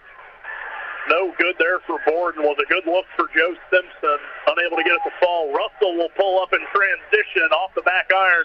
Rebound falls to Mars. Nice. He'll get fouled on the floor before the shot. That might be the fifth on Compton. They'll call it on Joe Simpson instead. And that'll be his fifth. Figured it was someone's fifth in there. Borden having a lot of foul troubles here tonight. That was a bold guess by me there. That's the end of the game for Jones, Simpson, and Compton. They're all being subbed out, as well as Simmons. Yeah, Borden pulling just about everybody. Only starter left back out there is Rarick. Well, I guess McCormick was also a starter in tonight's contest. He stays out there. Mars thought about a triple. West Washington just hold for the rest of the ball game. 96. Mars in the post, goes up baby hook. That one pure. West Washington will call a timeout to get a fresh 5 out there on the floor. 62-42. 20-point spot here. Substitution only kind of timeout. Get some of those young guys in there, get them some Holiday Tourney experience. As it's going to end up being a really big margin of victory here tonight for West Washington. Borden, a long pull-up three, can't fall. Rebound falls to West Washington. It'll be a player not even on their roster grabbing that rebound. So Rarick gets another chance at it, gets downhill. Gets the hoop in the arm. I think they're going to call it on the ground. I think he thought it was good basket. They're throwing him a bone, I think. They're going to give him the and one. Yeah. That might have been an and one in an NBA game. I'm not sure about in the Holiday Tourney, but hey, that's a pro move right there. He finished through the continuation. It was a nice move. He put it up there with his left hand. It was a pretty shot. And Rarick gets the three-point play to fall, cuts the lead down to 17. 60 seconds left in the opener here tonight. As West Washington misses the layup, Borden will head back the other way. McCormick was leaking. He'll go up for 2 and knock it down. 50 seconds left in this one before Eastern and Salem start getting warmed up for the nightcap. For a chance to go play West Washington for a trophy tomorrow night. West Washington gets it inside, goes up for 2. That one no good once again. and Borden will have a chance. 30 seconds to play, 47-64. Another floater there from Rarick. This one no good. West Washington having a hard time getting it across the timeline. Now a jump ball. This one will stay up the Braves. So the final 20 seconds. Final minute or so has been a bit sloppy here. Both teams getting on the ball, but as Borden will inbound. See if they go for one last shot. As it's Braden Cavins with the ball, and he'll just dribble it out. As West Washington takes game one of the 2025 Holiday Tournament, 62-47. Big-time win for Coach Minton and his program, and they'll be playing for some hardware tomorrow night. Fun one to open here tonight, Brock. It was a fun time. It was a contested battle for most of the game. West Washington pulled away there at the end and ends up being a 15-point victory, 62-47 your final. We're going to step aside for a couple of words from our sponsors, but we do have the remainder of the first night of the Holiday Tournament coming at you from WSLM. It'll be the Salem Lions against the Eastern Musketeers when we come back. Tune in next week for more hoops action with Brock and Kelsey Dawson on the Salem Lions Basketball Network on WSLM. Tonight's broadcast can be found archived on WSLM's YouTube page if you want to go back and enjoy the highlights. Property of Salem Media and the WSLM Sports Zone. The holidays sound better on WSLM 97.9 FM. We're playing the perfect soundtrack for your holiday season, now through December 26th. Spread the cheer this season with WSLM. We're back on the Salem Lions Basketball Network on WSLN for more hoops action. We're back on the Salem. All right, they're going to put 20 minutes on the clock, and we will... Jake Hanning-Fire was one of the officials in that game. He's the Eastern guy. I think Becky had a second game. Tune in next week.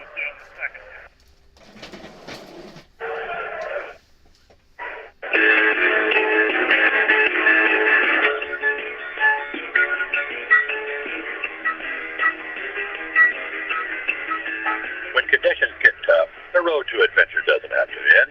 Keep driving all winter long on tires you can trust. Between September 24th and December 9th, get $80 via reward card or virtual prepaid card after online submission with the purchase of 4 new Michelin passenger or light truck tires.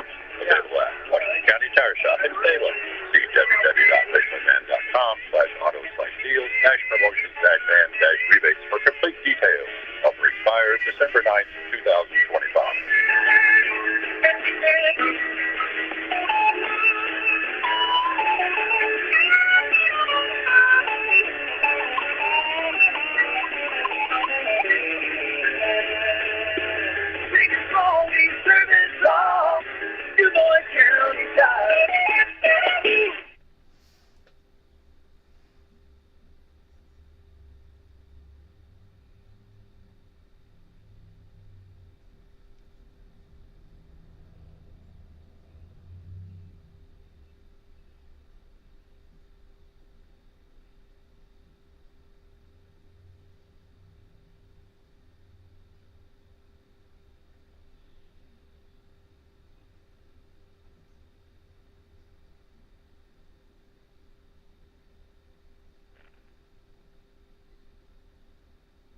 Merry Christmas and Happy New Year from all of us here at WSLM.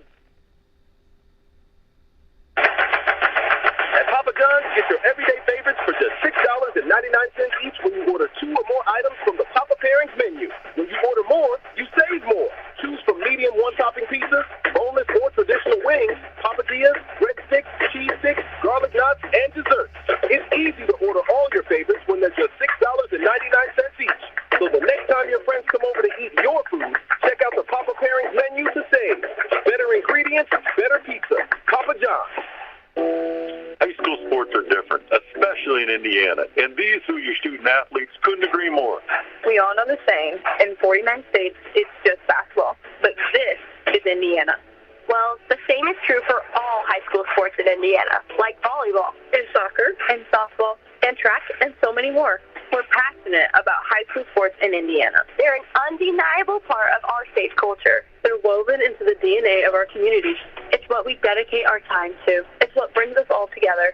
It's what we celebrate. And as a high school student-athlete, that's a pretty special environment to grow in. Representing your school and having your entire community behind you.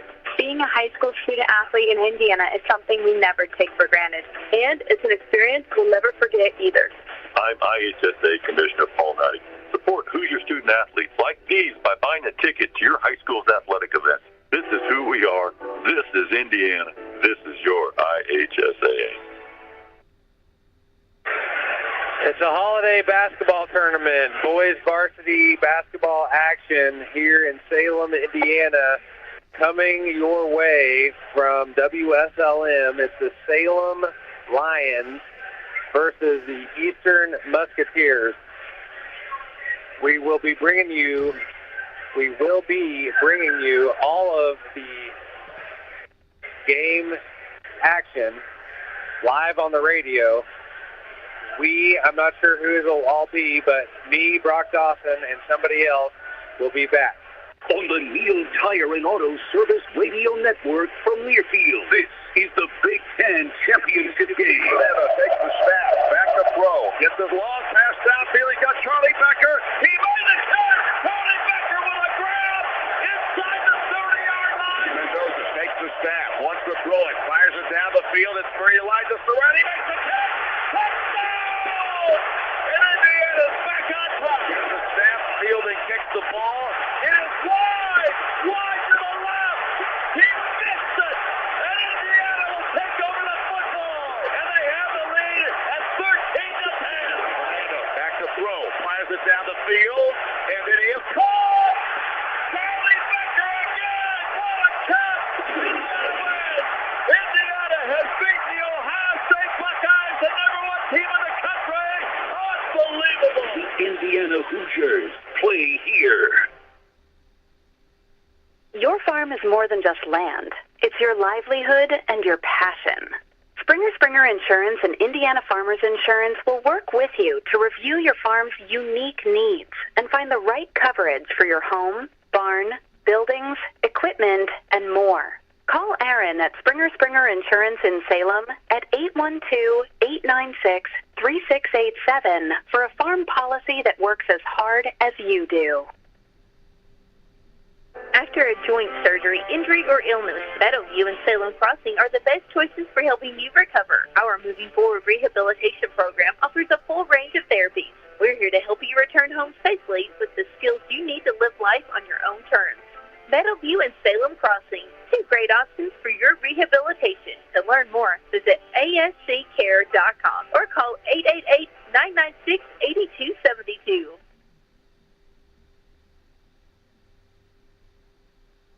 At Papa John's, get your everyday favorites for just $6.99 each when you order 2 or more items from the Papa Pairings menu. When you order more, you save more.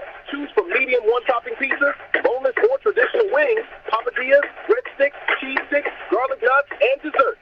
It's easy to order all your favorites when they're just $6.99 each.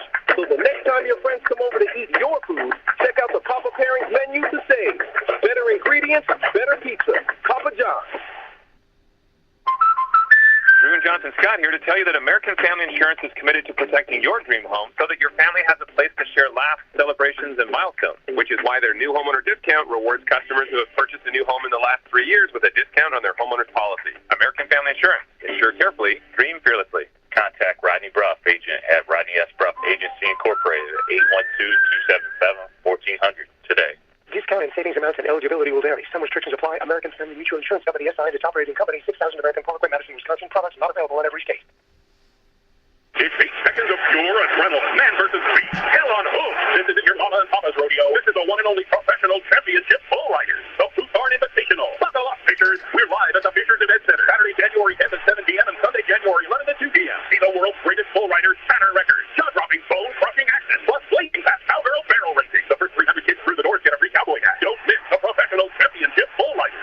January 10th at 7 p.m. and Sunday, January 11th at 2 p.m. Pictures Event Center. Get your tickets now at DVDtour.com. The Salem Lions are about to take on the Eastern Musketeers in a varsity boys basketball contest. If you're anywhere near Salem, Indiana, you're going to want to get yourself to the Randy Johnson Fieldhouse. There's 12 minutes and 50 seconds until tip-off. It's a county rivalry. It's a holiday tournament. There are several people in attendance. It is the place to be. So we'll come back and report on that event momentarily. Forrest Reynolds, man versus beast. Hell on hoof. This isn't your mama and papa's rodeo. This is the one and only professional championship bull riders. The Buthorn Invitational. Buckle up, Fishers. We're live at the Fishers Event Center. Saturday, January 10th at 7 p.m. and Sunday, January 11th at 2 p.m. See the world's greatest bull riders, banner records, jaw-dropping, bone-crushing action, plus blazing fast cowgirl barrel racing. The first 300 kids through the doors get a free cowboy hat. Don't miss the professional championship bull riders. Saturday, January 10th at 7 p.m. and Sunday, January 11th at 2 p.m. Fishers Event Center. Get your tickets now at DVDtour.com.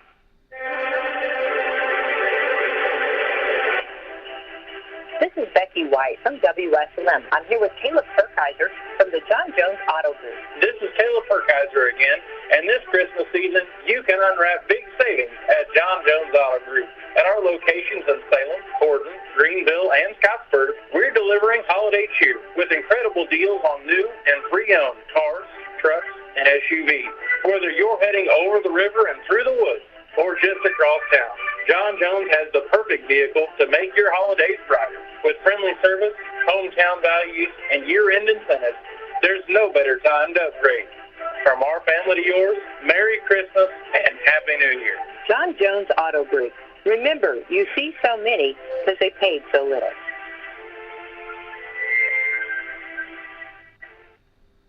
Basketball fans, get ready. The Mudsock rivalry games charge into the new Fishers Event Center December 19th. It's the hometown showdown you wait for all year. 2 big basketball games, 1 major rival. The lights, the noise, the competition, and you can be part of the electricity. Don't miss the intensity, the energy, the rivalry that defines a community. The Mudsock rivalry games, December 19th at the Fishers Event Center. Be there and bring your game. Check WSLM's Facebook page for a chance to win tickets. It's 8 seconds of pure adrenaline. Man versus beast. Hell on hoof. This isn't your mama and papa's rodeo. This is the one and only professional championship bull riders. The Buthorn Invitational. Buckle up, Fishers. We're live at the Fishers Event Center. Saturday, January 10th at 7 p.m. and Sunday, January 11th at 2 p.m. See the world's greatest bull riders, banner records, jaw-dropping, bone-crushing action, plus blazing fast cowgirl barrel racing. The first 300 kids through the doors get a free cowboy hat. Don't miss the professional championship bull riders. Saturday, January 10th at 7 p.m. and Sunday, January 11th at 2 p.m. Fishers Event Center. Get your tickets now at DVDtour.com. On the Neil Tire and Auto Service Radio Network from Learfield, this is the Big Ten Championship Game. Takes the snap, back to throw, gets the long pass downfield. He's got Charlie Becker. He made it. Charlie Becker with a grab inside the 30-yard line. Mendoza takes the snap, wants to throw it, fires it down the field. It's for Elijah Surratt. He makes the catch. Touchdown! And Indiana's back on top. The snap, Fielding kicks the ball. It is wide to the left. He missed it, and Indiana will take over the football, and they have the lead at 13-10. Back to throw, fires it down the field, and then he is caught. Charlie Becker again. What a catch! Indiana has beaten the Ohio State Buckeyes, the #1 team in the country. Unbelievable. The Indiana Hoosiers play here.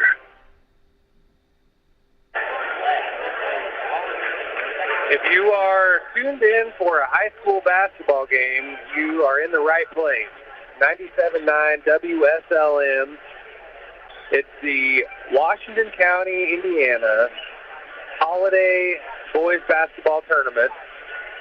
We got the Salem Lions out here warming up. We got a layup line going. It's Braxton Dean, it's Peyton Shockey, it's Carson Albertson, Evan Lloyd, Ray 12, Ethan Campbell, Ethan Larimore, Caden Romero Hembry, Carter Reardon, getting loose, about to take on the Eastern Musketeers, coached by Sean Smith.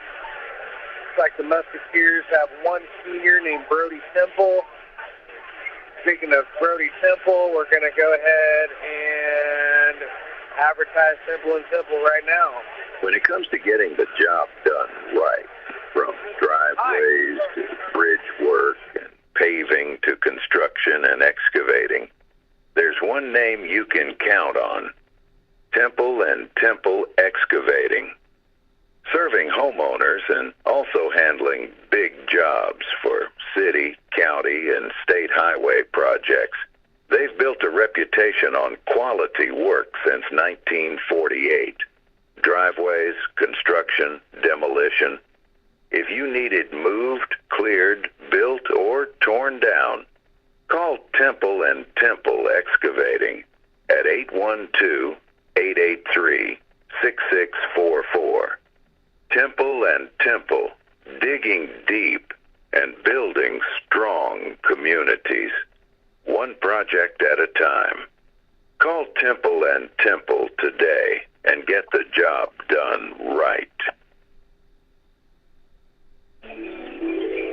This holiday season, WSLM 97.9 FM is turning up the cheer. Starting Monday, November 24th, we're switching to all Christmas music, a festive mix of your favorite holiday classics and the classic rock Christmas tunes you love. It's the perfect soundtrack for your celebrations, shopping, and family time, all the way through December 26th. Make your holiday shine right here on WSLM 97.9 FM. Introduce your family and friends to one of Salem's oldest traditions, home cooking from Mama Rosa's in Salem. Whether you're getting that one-of-a-kind tasting pizza, baked spaghetti, hot sandwiches, or a variety of other Italian food and artisan pizzas, Mama Rosa's has something for everyone. Open Tuesday through Thursday 4 to 9 for dining and carry-out. Friday and Saturdays from 11 a.m. to 10 p.m.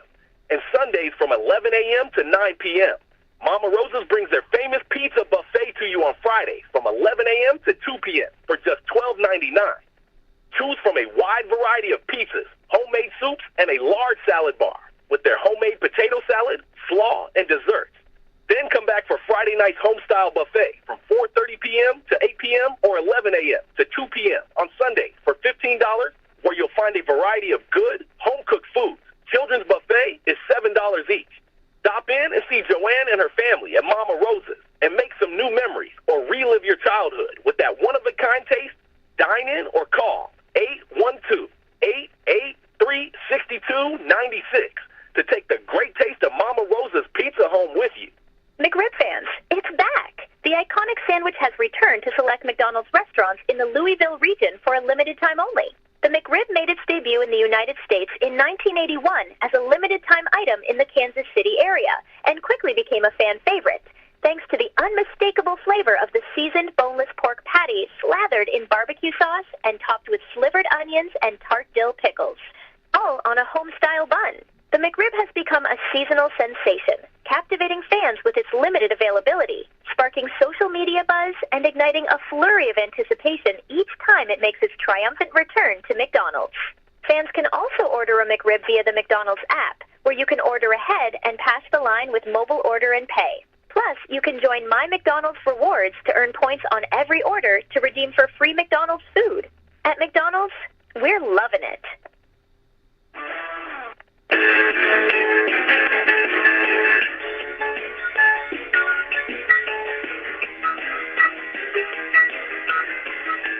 When conditions get tough, the road to adventure doesn't have to end.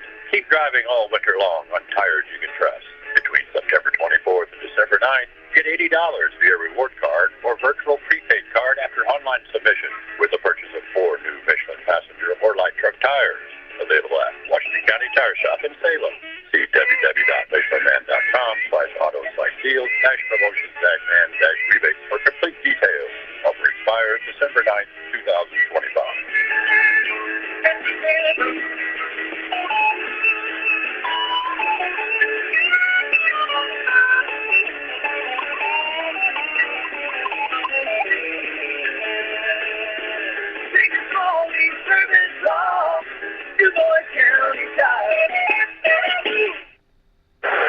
When it comes... Okay, I'm here. My name's Brock, and I'm here with someone I just met. Your name again, sir? I'm Jake Johanningsmeyer. Jake Johanningsmeyer. That's a good name. That's a long one, yeah. That's a good name, and you are an Eastern Beacon kind of a guy? I teach at Eastern, okay. And then I officiate. I got several of these guys in class, so I call a lot of the games for the girls for Eastern. Okay. And occasionally I'll do the boys' games, but they said you could use some help, so I'm jumping in. Oh, yeah. So I'm sure that the listeners are curious about you, and what do you teach? I teach math at Eastern. I've been there for several years. And then I've got daughters that play basketball. Yeah. I got sophomores, a freshman, or an 8th grader, and then a 5th grader. So we're in the gym every single night. Nice. Okay. And so you're teaching math to elementary kids? I have high school. I teach calculus, pre-calculus, finite. Then I teach a computer science class. So a lot of fun. You're also wicked smart. Something like that. Something like that. Okay. I'm blessed with very good kids. So what kind of basketball drills do you have your girls doing? As many as they want. So basketball. Most of our house, we love playing ball, and they've kind of shifted more into volleyball now. It seems like, but I do softball in the spring. But all 4 of my girls, they all seem to really love basketball. So it's exciting this time of year. Yeah. Okay, so did you say you have any in high school or not yet? I have twins that are sophomores, and girls, and then I have an 8th grader and then a 5th grader. Okay, and they're all girls? All girls. All the way. Okay. All right, so what do you know, if anything, about this Eastern Musketeers boys basketball team? So I will say that they play hard. They play hard, and losing Chandler at the beginning of the year was really tough. Okay, really now, tough. keep me up to speed. Mason Chandley would have been our point guard this year, dislocates his shoulder in the scrimmage. It happened back-to-back times. He was really kind of just our go-to, control the floor, control the tempo, just kind of our Mr. Everything. Yeah. And so he only got 1 game in, and then he's out. So these guys play hard. The freshman Carter Smith, man, he's just a ton of talent. He's a little undersized, so he gets pushed around a little bit, but man, he's just a very talented guy. And then again, it's a lot of just scrappy buckets pretty much all the time. Temple's had some really nice games for us this year, really stepping more into a scoring role this year for us than what he had a year ago. Okay. We lost all of our scoring from last year, and so all these guys, although we got a little experience with Temple, and Fowler played a little bit, I still think we're looking for who's going to be our scorer, right? Fowler can shoot the ball really well, and again, the rest of the guys, they just play hard. They just play hard. So I think it's going to be a good game. I think it's going to be a good game. I think it's going to be two teams that play hard. I haven't rep Salem. I haven't called a game with them. So we'll see what we got. So Eastern, I noticed, has not won a game yet. They played 4 this year. They've come up short each time. Let me look at this schedule here. Yeah, they played Borden, and that was a tighter game. Played them pretty tough. It was about a 3-point game with 3 minutes left. All these games are within 10. West Washington was a tight game until about halfway through the 4th quarter. Yeah. Brothersville, they had a lead late in the game, and then Crawford County, they're up the entire game, and they ended up free throws at the very end. Crawford hit 2 back-to-back threes. We could very, very easily, I think, be 4-0. Yeah, I think so too. But again, Sean's got them playing hard and really believing in what they're doing. It's just, I think the wins are going to happen. It's just a matter they got to be able to put the pieces together. So. Yeah, looks like they're putting up 68 points in back-to-back games. Pretty good. And I've played against this Brody Temple guy, but it seems like they've got a young team with only 1 senior. Yeah. So Brody's really the only guy. Him and Fowler played Brody played quite a bit last year. Fowler played a little bit last year. So really only those 2 guys have a lot of playing experience. And really, we had a couple move-ins. They moved back to the area. And the number 20, that's Trenton Friedmeyer, came back to the area. So starting Chase Bat tonight, which Chase hadn't been starting. So going with just a little bit bigger body. He's loaded inside. So we'll see what Salem's matchup's going to be for him. Now, we being my wife and I, called the Salem Lady Lions girls game. They got a hand me back on that that team. Is that any relation to Chase Bat, do you know? Say that again. Anthony Bat? No.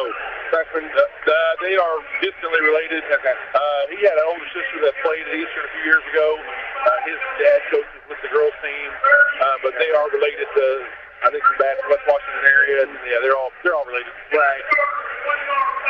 Okay. So, for Salem, have you seen Salem play this year? I have seen him once. Oh, yeah, you officiated. Yeah. All right, so we got Shockey. Let's see, where's there? Looks like Eastern's going with Brody Temple. It's going to be Trent Friedmeier, Chase Bass, Carter Smith, and then Jeffrey Fowler. And then for the Lions, it looks like Braxton Dean. That's going to be Kate Romero-Embry. Then that's going to be Peyton Shockey, it said. And then 11, Evan Lloyd. Yep. And I missed one. Carson Albertson. Albertson, yep. He's knocked down some threes this year, I've noticed. I think we only called one game. That was the game they played against West Washington. Right. So we neither team with an excessive amount of size, so this is going to be more of a guard. I'll be curious how we're going to match up with Braxton. Who's going to have that matchup, and then can our guards keep that pressure going? I say our guards, can Eastern guards keep that pressure going? Well, I apologize for saying our. No, it's fine. No, you're a Pekin guy, and I'm really from out of town, so I'm an outsider for real. But looks like the Musketeers, are they in a 2-3 zone? 2-3 zone, yeah. 2-3 zone. That's common for them to play a zone. Okay, so Shockey's got at the top. Now it's Lloyd driving. Finds Albertson in the corner. Working the ball around the perimeter. Dean gets an open look from three, and it switches to the net. So I might let you call the Eastern passing around. Clark Smith bringing up against Salem in a 2-3 zone as well. So we got a battle of zones tonight. Yeah. Gets over to Friedmeier, back to Smith. Gets it in the corner to Fowler. Gets it inside to Brody Temple. Temple takes it. No good. Tough shot there. Off the rim. Okay, so that's Romero-Embry with the rebound. The Lions going the other way. Embry running hard to the paint. Right. Steps through and gets to go through the contact. I thought he was going to fall down. Just makes a nice move there. A.J. Romero-Embry with the grown man move. Gets the Lions an early 5-point advantage. And Coach Smith did not like what he saw there on back-to-back plays. He said, you guys got to go play. You guys got to get up and guard somebody. You give them a wide-open three, first play down, and then you let a guy get right to the basket. So for Salem now, that's exactly what they're wanting. But for Eastern, I'm sure he's fired up right now. Let's get at it, get after it and go. So Coach John Smith, did he coach the Eastern Musketeers several years prior? No, he's from Eastern. He played at Eastern many years ago. He coached West Washington. He coached at Charlestown. Okay.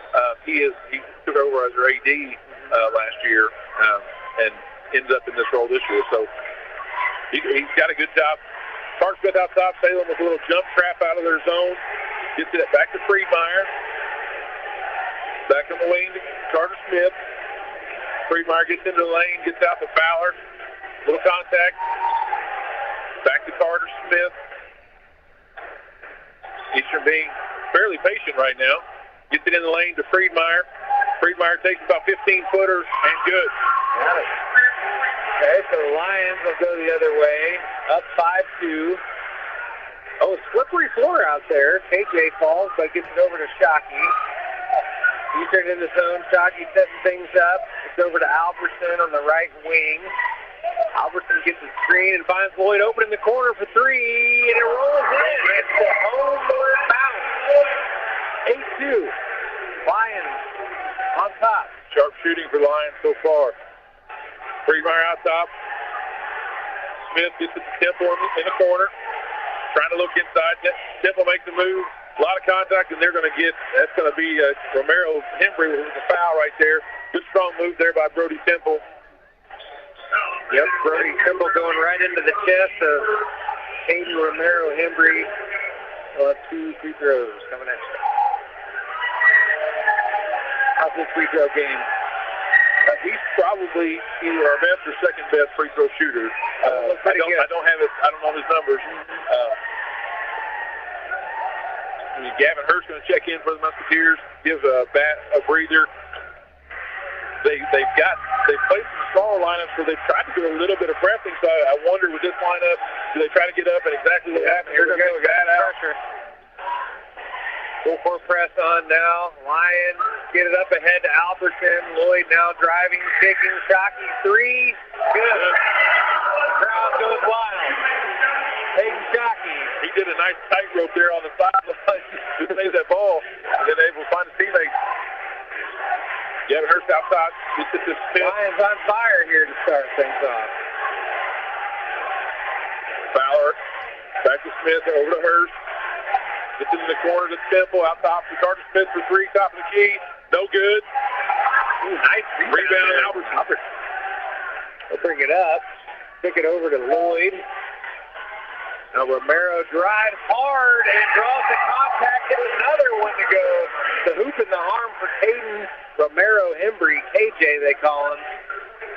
Get out of that zone. Just nobody putting any pressure on the ball, and he just gets to go wherever he wants. And he makes a good, nice, strong move, and he's going to get an AM1. Playing with some energy out here tonight. The crowd's into it. A good atmosphere.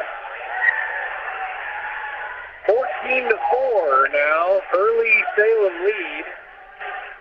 Musketeers now bring the ball up. Carter Smith out top, gets it over to Fowler inside the Friedmeier, middle of the lane. Gets to Fowler from the corner. The Fowler has probably been our most consistent shooter. I know he just airballed that one, but yeah, he's been probably our best weapon from outside. He's got a green light. It's going to be Shockey. That one rolls out. Carter Smith looking to push a little bit. Smith gets to the Temple, deflected out to Friedmeier, gets back into Temple. He's not getting a lot of movement right here. A lot of standing. Gavin Hurst for three, and good. Nice shot. Hurst is excited about that one. It's a three to go. So Shockey will bring it up. 14-7, 4 minutes to go in the first quarter. Looks like Eastern switching more to a 3-2 or a 1-2-2 kind of zone. Maybe just get a little pressure on the guards a little better. Wide open. Shockey turns down the three. They're looking for Dean inside. Coach Knight hollering out a different pattern here. We're going to try something new, he says. So Lloyd and Shockey play catch on the perimeter. KJ, nobody guards him. He just takes a practice shot. That's Caden Romero Hembry. For three, no pressure on the ball, and they just let him shoot it. And maybe that's the game plan, but he stepped up and knocked it down. He's playing with some confidence. Fowler on the drive. Oh, that's going to be a block. The team tried to draw a foul, or draw the charge. That's always that tough call. He's probably moving a little bit. He's in a decent position, but just kind of sliding there a little bit. The tough call. I think Dean's going to pick up his first. Smith to inbound. Was about the most clear blocking call that I've seen. Pretty easy call for the official. Smith on the drive. Nice little drive there. No good on the lay-in. That's number 2, Carter Reardon, checked in for Salem. They're going to get a foul out top there. Campbell driving hard baseline. He gets bumped by number 21, Jeffrey Fowler. 2 fouls apiece for each team. Lloyd got it out on the baseline. Out to Dean, top of the key. Hands it off. Oh, that's a new Reardon into the game. And Campbell misses the layup. It's a nice move by Campbell. He just got to finish. Smith out top, gets it to Hurst. Back out to Smith. On the wing over to Fowler. Corner to Temple, goes across to Hurst. Salem kind of staying in this zone, but doing a little better job of matching up out of their zone. Just on the catch, they're getting the bodies. It looks like even they're trapping in opportunities. Smith on the drive, a lot of contact. They're going to get, that's going to be Carter Reardon for the foul. Don't know, there's contact. I don't know about that one. Yeah, hard to tell from back here. Those guys are right in the action, so you don't want to be too hard on them. But so that will be a foul on number 2, Carter Reardon of Salem. Smith misses his first one. That's going to be Ethan Larimore checking in and Shockey checking back in for Salem. 17-7, 2:42 to play in this first quarter. Pretty much all Salem so far. Because they just not shooting. Yep. Knocking down shots. Smith's second free throw is good. So Campbell throws it into Shockey, and Eastern gets back. Looks like Eastern's going to go back to man. Coach Smith telling him, get up and get something.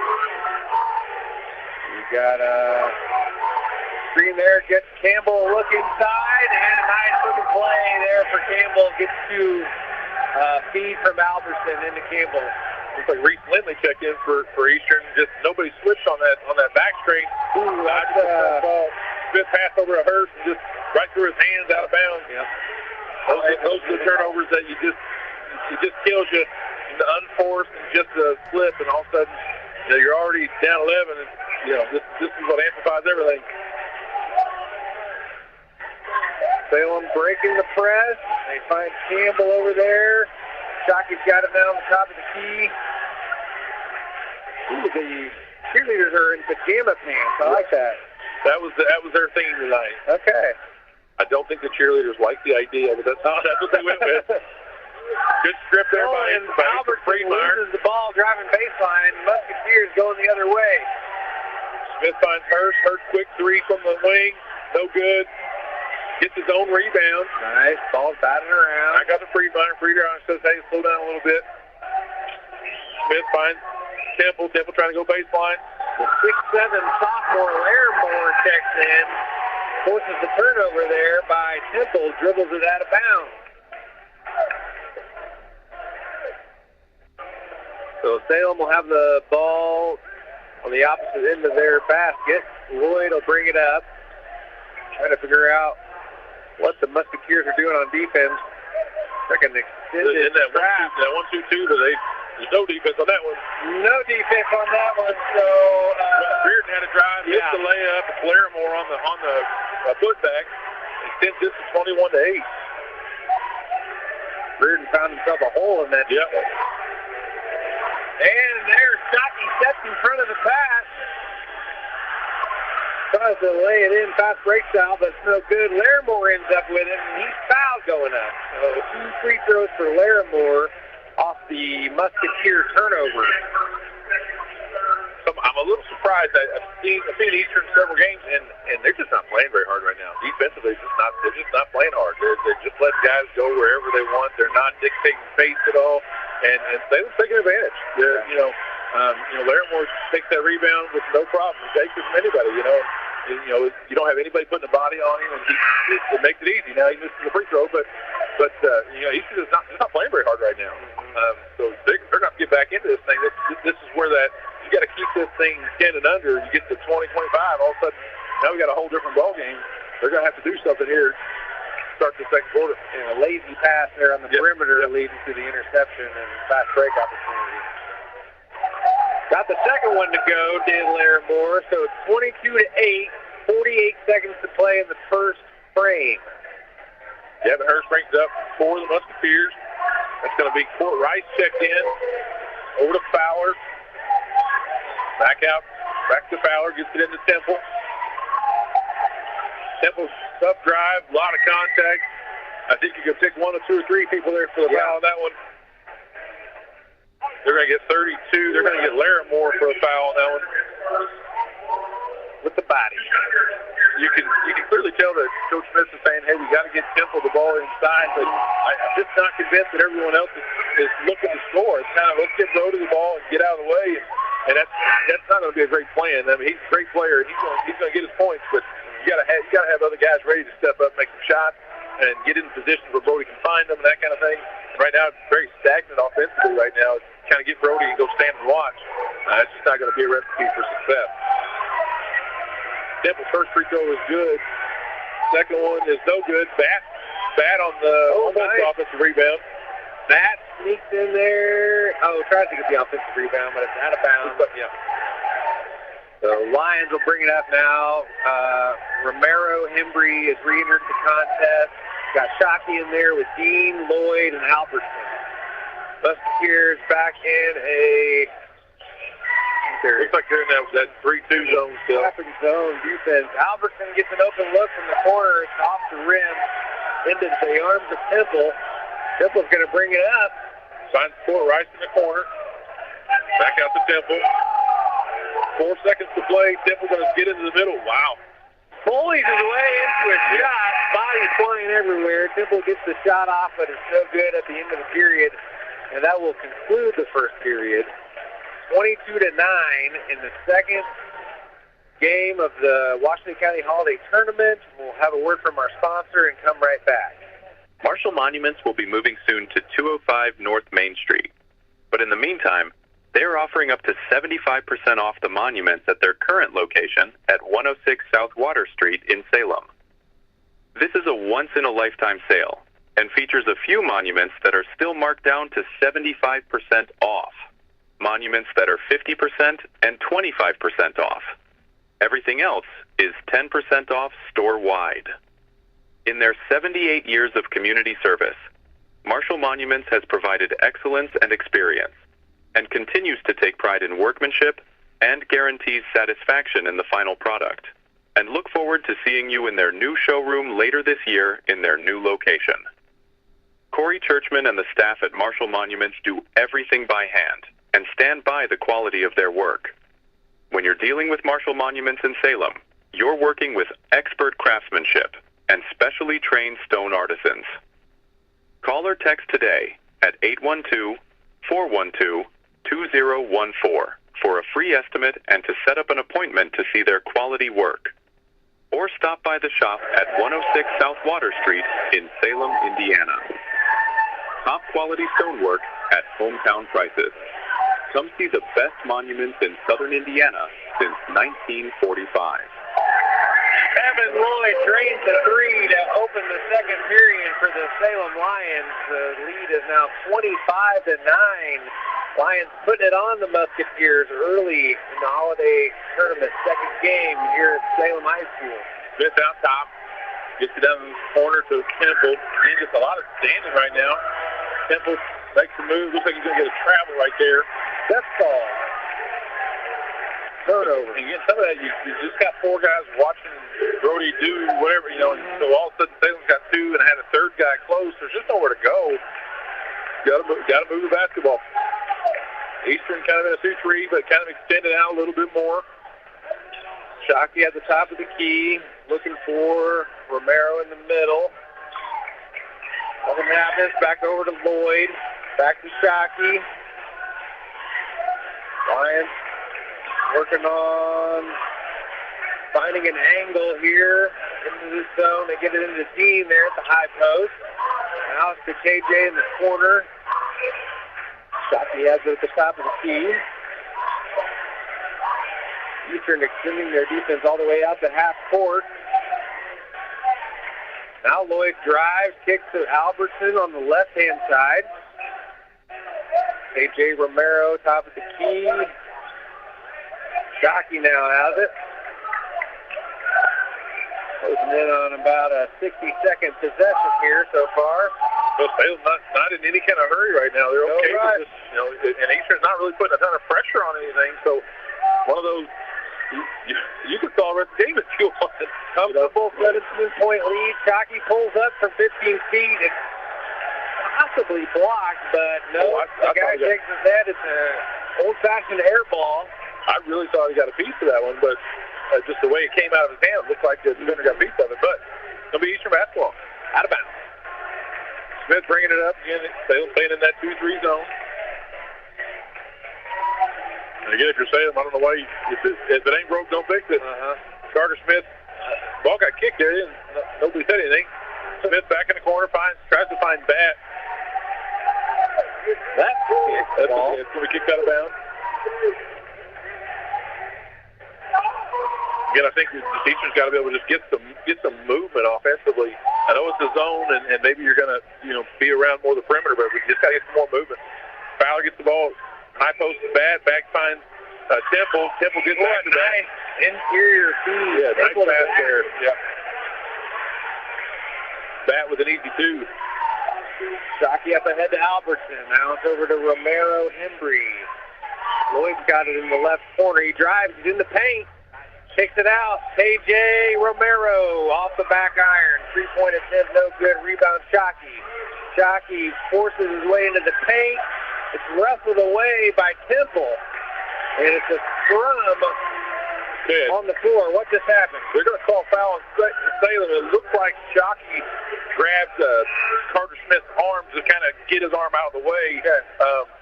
But I think it was pretty mutual, but I think there's going to be a foul on Shockey. Okay, so people diving on the floor here at Randy Johnson Fieldhouse. It's 25-11. Salem with the lead. 5 minutes to play in the second period. Friedmeier out top for the Musketeers. Gets it over to Fowler. Fowler gets it in the bat. Back out to Friedmeier. Finds Temple in the corner. Temple tries to get into the lane. Kicks over to Fowler. Fowler for three. Nice good. shot. They got to fit in the gym, too. Looks like the weight room. Exactly. Got some arms on him. He's a very athletic kid. And I thought Temple was a leading scorer, but looking at the numbers, he's actually a leading scorer. He's averaged about 16 a game. That's Fowler. Fowler's averaged 16 a game, and then Temple's averaged 11. I thought that was actually the other way around. So they're going to get an illegal screen there. Is that on Reardon? Number 2, Reardon. Yep. Illegal screen. It's always that rub screen action where it's not really a screen. They're just kind of exchanging places, but he is getting in the way of the defender, and there is contact. So that's a tough thing to officiate, but that's what they got. They're going the other way. Smith out top, gets it over to Fowler, back out to Smith. Looks like Salem kind of extend their zone even a little bit more. Temple gets in the lane. Nice move there by Temple. Oh, it rolls out. Unlucky bounce from Temple, unable to convert the layup. And then he's looking for the foul, trying to collect the rebound. That foul, I think, is going to be on Bat, but no, they are going to call that on Temple. I thought that was on the rebound. He just missed a shot. It's one of those frustration rebound fouls. He made a nice move, just couldn't convert. So Dean has it on the top of the key now for the Lions. Dean hasn't had to do much. It's been a very... everybody getting into the action. That's shocking with 3. Wow. Salem is 6 of 9 from 3. Yikes. That was not on my bingo card. Yeah, 66% so far. Friedmeier back to Fowler. Friedmeier tries to get it in the bat, coughs it up. Heads up play from Shockey there to poke it away. Oh, and then Aiden Romero-Hembry looking for either Lloyd or Albertson. I couldn't tell who he was passing to. And I think they had the same. Yeah. They didn't know who it was to, and right between them. Yeah. Out of bounds, turnover. Yeah. You make a great play on one end, and then a silly play on the other end. Smith bringing it up, gets it to Friedmeier. Over to Temple on the wing. To Fowler. Fowler's deep 3. No good. Bat working his tail off down there. Oh, a nice heads-up play there from Romero-Hembry to throw it off a bat. He was out of bounds. Bat ended up getting on the ground, and Hembry ended up with it and just throws it off the field. Got 3:10 to play. Salem on top 28-14. It's kind of like they stopped the bleeding a little bit, but he's just not able to close this gap at all. Not able to put a lot of points on the board. But it's Shockey now with the ball. He gets it out to KJ, drives, kicks to Dean, open look from 3, way short. Rebound, Lloyd. Good hustle there by Lloyd. He's fouled by Fowler. That's where Eastern had probably one good block out. The other 4 just didn't. And Lloyd's just athletic enough to go get it. And then we got a foul in the Bailey Mount. It's just a not great block out there for the Musketeers. Yeah, break there. In now to Lloyd. Lloyd has it back to Shockey. Looking for an angle in the corner there off the out-of-bounds play. On the other side of the court now, it's KJ Romero-Hembry from 3, no good. Off the back of the rim, and then he picks up the foul, trying to rebound his own miss. And the difference there is Bat gets a pretty decent block out there, and Hembry, he's working. He's trying to get around, but Bat's got a good block out, and the only way is to foul him. That wasn't happening the previous 2 plays. A nice fundamental block out there by Mr. Bat. Fort Rice checked in for the Musketeers. Carter Smith brings up 2.5 minutes to play. Gets it over to Friedmeier. Finds Temple there in the lane. Temple has an open layup, no good. Makes a strong move and just blows the layup. Dean attempts to draw the charge there, but no whistle either way. Probably lucky he didn't get whistled for a blocking foul. Three-pointer, Shockey's not scared. He takes it. Then this is off the front of the rim, but Campbell's able to collect the offensive rebound. You got about 20 seconds there. Coach Knight yells timeout, timeout. Nobody's hearing it. So. All right, so it's going to be a 30-second timeout. Let's advise the listeners of what's going on here. It looks like Peyton Shockey has 6 points. Evan Lloyd has 6 points. Braxton Dean, 3. Campbell, 2. Romero Henry with 8. And Larimore with 3. That's 6 Lions on the board. And we've got nobody with more than 3 points, doesn't look like, for Eastern. So Hurst with 3, Fowler with 3, Bat 2, Temple 3, Friedmeier. Yeah, Friedmeier. 2. The difference of the game, you got Salem shooting 10-20, and you got Eastern shooting 4-13. You know, there's a lot more attempts. You got more attempts. Yeah. There's 50% versus 25-30%. You know, especially in that first quarter, Salem was just getting wide open shots. You know, and to their credit, they were putting them in, right. And now you kind of dug a hole. I think Eastern again kind of stopped the bleeding, but still not be able to get over the hump. Eastern in a kind of a 1-2-2 trap, trying to. It's going to be Dean for a little free throw jumper, no good. Rebound Carter Smith. Looking to push, gets it to Friedmeier. Finds Temple in transition. Nice pass there to Reese Lindley, who just checked in. Good pass there by Temple. He's got a couple of nice interior passes. He's got 4 assists they've got him for so far in the first half. Eastern looking to kind of extend that half-court trap. Oh, man, he's all over. Wow. They get him with a jump ball. Wow. I think we saw the same thing. Beacon defense Lindley was all over. Yeah. But they're going to go a lot of arm, but he might have got a lot of ball, too. So alternating possession arrow will give the ball to Eastern, and it's a 12-point game. 28-16, a minute 20 to play in the half. Smith brings it up in that timeout. You can see Coach Knight saying you got to stop that middle. You can't just let them catch in the middle all they want. And that's exactly there he is again in the middle. Gets the free fire right in the middle, and he goes. I'm sure Coach Knight is about to lose his mind right now. Yep. That was always my favorite place to go on offense against the zone, is right in the middle of the floor. That foul's going to be on Braxton Dean. Looks like his second foul. Yeah, again, the timeout, Coach Knight just told him, you got to match up in the middle. You got to put some contact there. Oh, Friedmeier makes the free throw attempt, but he stepped on the line. Just silly. Shoot yourself in the foot stuff right there. And he didn't think twice about it. He just shot it and kept going. They're going to call it off. So it's the right call. Yeah, be having that. Friedmeier's second attempt is no good. So he ends up 0 for 2. He's with the record for the show. Yeah. An unfortunate turn of events, but it's Shockey on offense for the Lions over to Lloyd. Man-to-man defense against Eastern.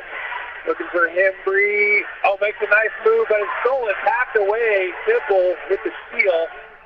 Eastern going the other way now on offense. Smith looking to run. Gets to Temple. Over to Friedmeier. Back to Temple. Temple trying to get in the lane. Kicked it all the way to the corner to Smith. Oh, tough pass there. Was waiting on that. Interception.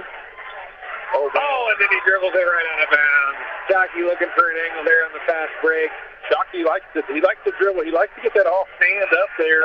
There's a lot of, that's tough one. But out of bounds going to be Eastern basketball. 27.9 seconds to play. Eastern down by 12. Again, you talked about that last play. Eastern had those, a couple free throws, whatever, another shot. We missed 3 layups. All of a sudden, this is a 5-6 point game, and mentally, you just can't get over that hump. They need a bucket here. Cut this thing down to single digits, or cut it down to 10. It looks like they are going to be okay with taking the last shot. This is just, I think, gives them just a little bit of energy going into halftime.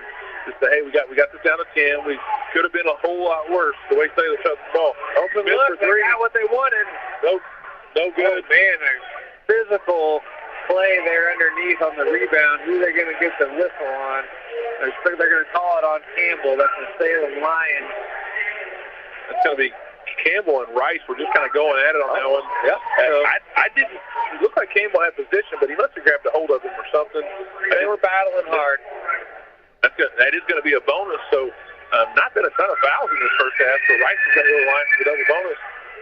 First one is no good. So the Musketeers now 4 for 8 from the charity stripe on the night. 4 seconds to play. In Salem on top by 12. Rice at the line, trying to get the second one to go. 3 dribbles. That one's good. Got a substitution here. Like they're going to want to get Fowler in for a last-second shot here. 4 seconds in the half.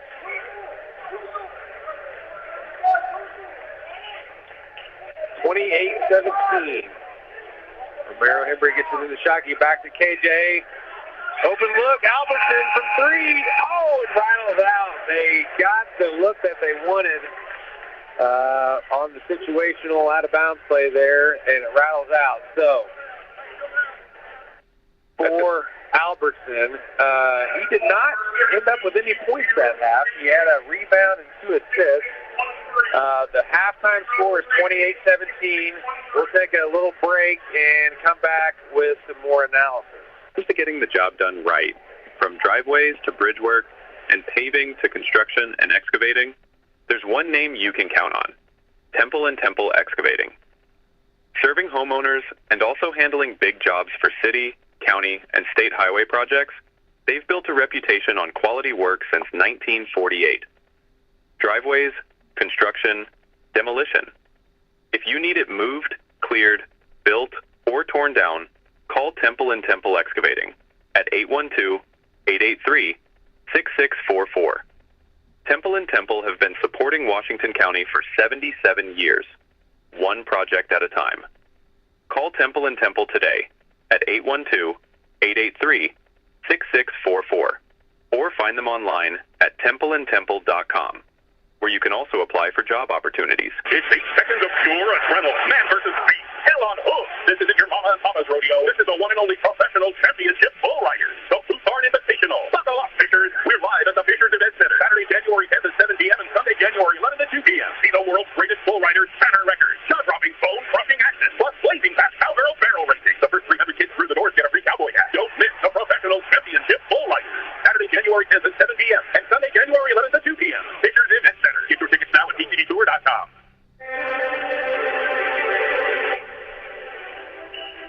This is Becky White from WSLM. I'm here with Caleb Perkiser from the John Jones Auto Group. This is Caleb Perkiser again, and this Christmas season, you can unwrap big savings at John Jones Auto Group.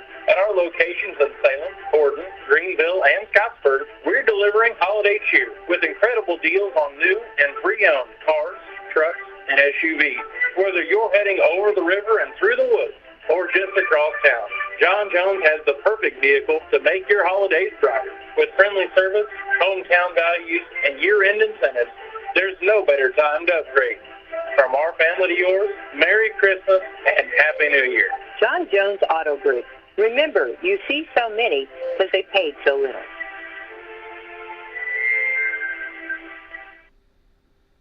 Basketball fans, get ready. The Mud Sock Rivalry Games charge into the new Fishers Event Center December 19th. It's the hometown showdown you wait for all year. 2 big basketball games, 1 major rival. The lights, the noise, the competition, and you can be part of the electricity. Don't miss the intensity, the energy, the rivalry that defines a community. The Mud Sock Rivalry Games, December 19th at the Fishers Event Center. Be there and bring your game. Check WSLM's Facebook page for a chance to win tickets. It's 8 seconds of pure adrenaline. Man versus beast. Hell on hoof. This isn't your mama and papa's rodeo. This is the one and only professional championship bull riders. The Tucson Invitational. Buckle up, Fishers. We're live at the Fishers Event Center. Saturday, January 10th at 7 p.m. and Sunday, January 11th at 2 p.m. See the world's greatest bull riders, banner records, jaw-dropping, bone-crushing action, plus blazing fast cowgirl barrel racing. The first 300 kids through the doors get a free cowboy hat. Don't miss the professional championship bull riders. Saturday, January 10th at 7 p.m. and Sunday, January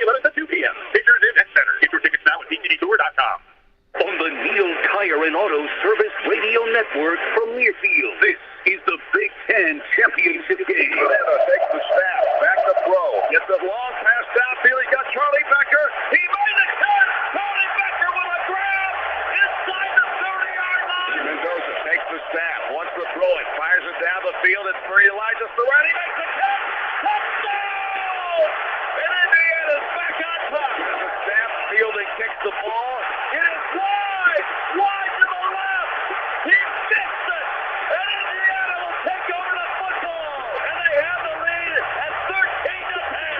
Orlando back to throw. Fires it down the field. And then he is caught. Charlie Becker again. What a catch. Indiana has beaten the Ohio State Buckeyes, the #1 team in the country. Unbelievable. The Indiana Hoosiers play here.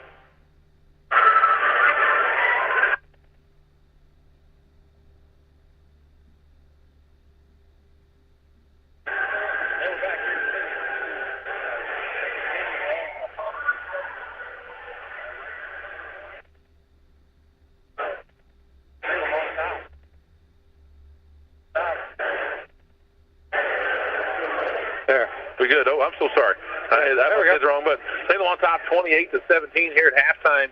Again, just a tale of just really hot shooting, especially in that first quarter. That second quarter, Salem cooled off a little bit, but just I think they hit their first 4 threes and really just kind of they were getting kind of anything they wanted. Hembry made 2 great drives to the basket there in that first quarter, and really kind of just never looked back. Eastern never really kind of able to get things going. Again, I mentioned, I think they kind of stopped the bleeding a little bit, but they try to start putting a little bit more pressure in the half court. But, again, not being able to put the ball in the basket. We're Eastern's 5 of 15 in the first half, and not one score over 3 points, you know. Yeah. I like the balanced scoring attack from Salem. 6 different players on the board. Nobody yet with double figures from Salem either. Rebounds, I think, big difference here. Let's see, 15 to 9. So the Lions getting off 7 more field goal attempts than the Musketeers. But the Musketeers are still in it. It's just an 11-point game, but 17 points and a half, that's not probably going to cut it. Well, again, we've been scoring 50s and 60s in really our first 4 games. We've been, just a lot higher points. Played with a little bit more tempo. I'm kind of a little surprised he hadn't pressed a little bit more. Maybe I do know Salem's both their guards are really solid, so maybe he didn't feel like this is a team that we can press against. But again, it's been more of a half-court set really for both teams. Neither team really kind of looking to push the tempo, and you have a really low-scoring game, 17-28.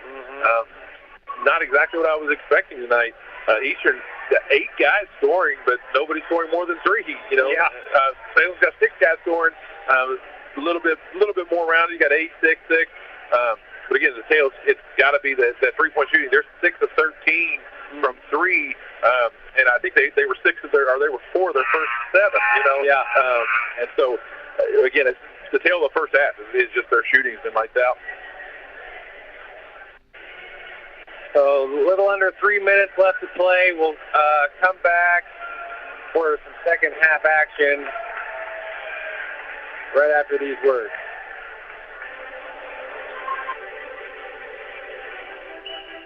This is Becky White from WSLM. I'm here with Caleb Perkiser from the John Jones Auto Group. This is Caleb Perkiser again, and this Christmas season, you can unwrap big savings at John Jones Auto Group. At our locations in Salem, Gordon, Greenville, and Scottsburg, we're delivering holiday cheer with incredible deals on new and pre-owned cars, trucks, and SUVs. Whether you're heading over the river and through the woods, or just across town, John Jones has the perfect vehicle to make your holidays brighter. With friendly service, hometown values, and year-end incentives, there's no better time to upgrade. From our family to yours, Merry Christmas and Happy New Year. John Jones Auto Group. Remember, you see so many because they paid so little.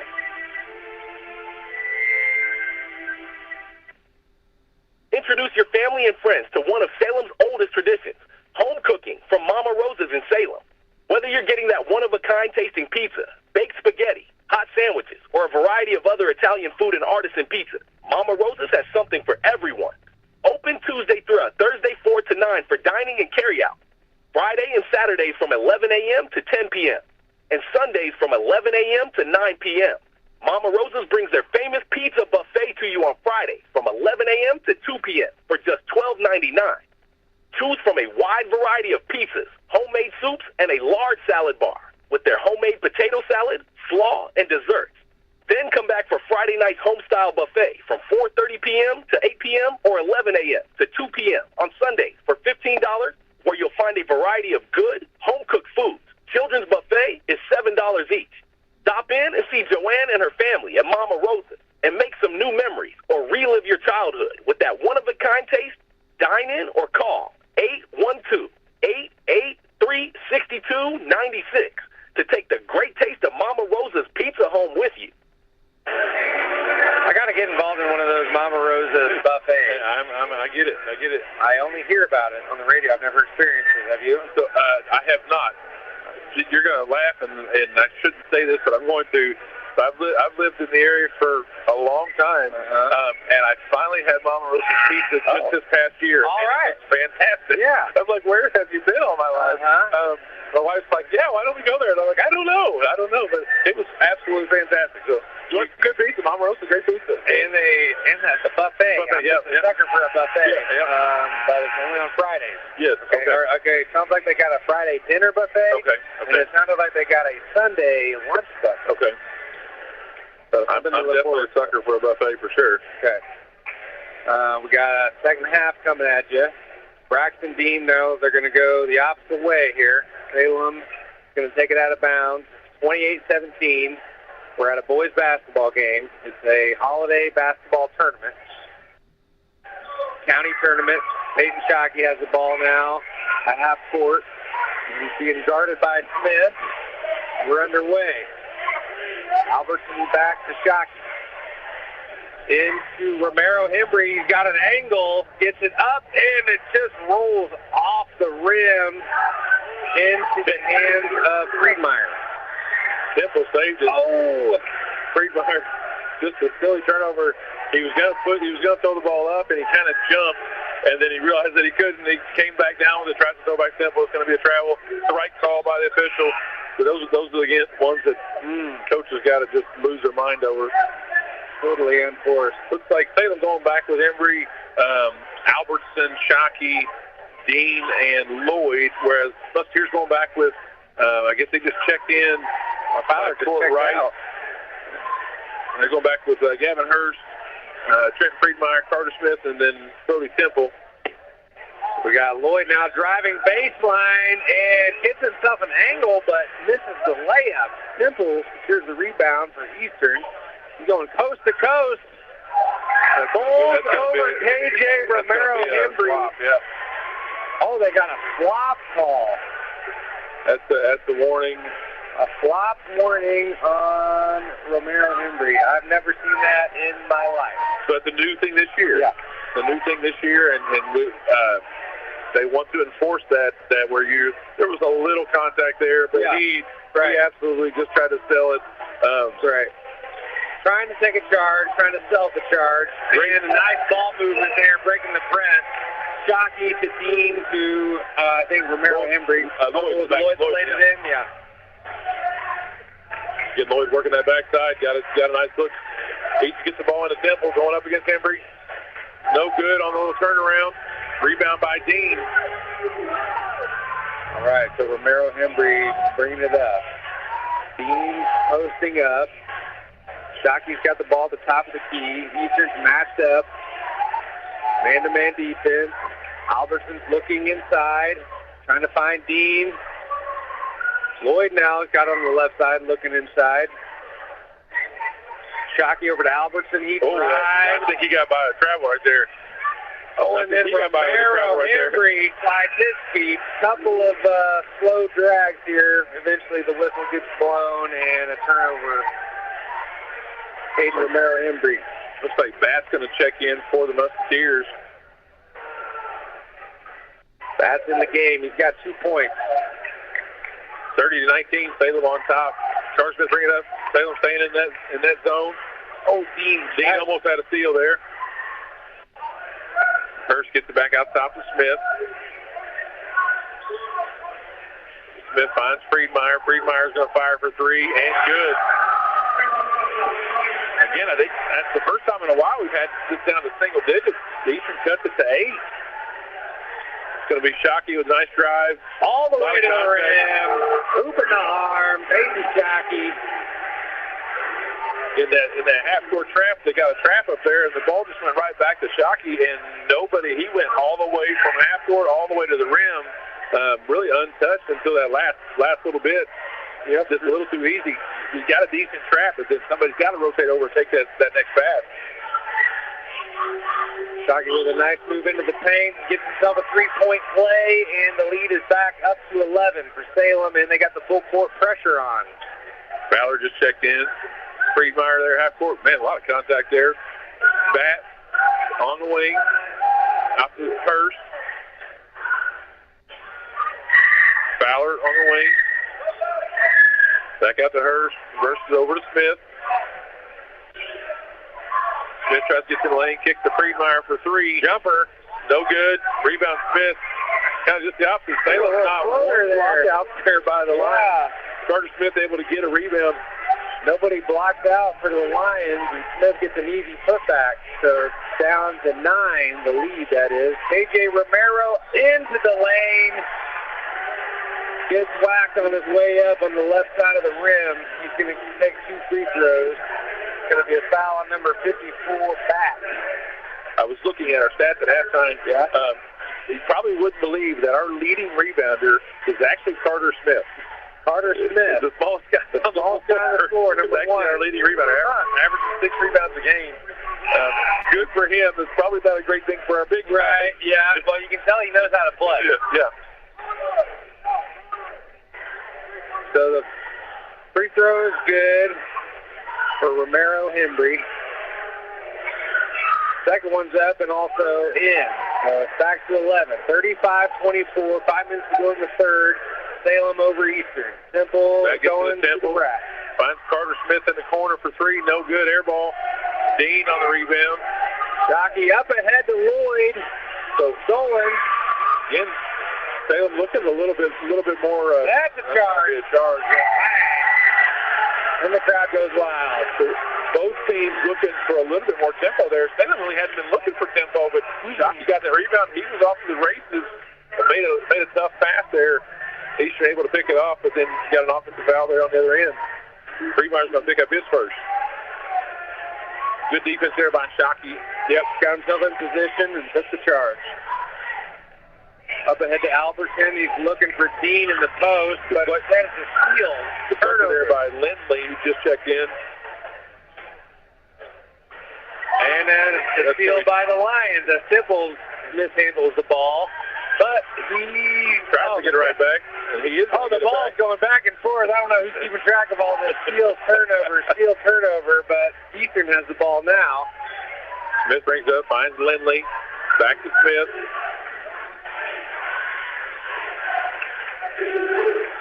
Salem zone, it seems kind of, Lindley for three, no good. They're going to get, looks like they're going to get Bat on that rebounding right there, just going in through Dean's back. On the rebound. Just looking at the Salem zone, sometimes they're seeming to extend out of that zone a little bit, and other times, I don't know if it's just a call set or just something we're seeing.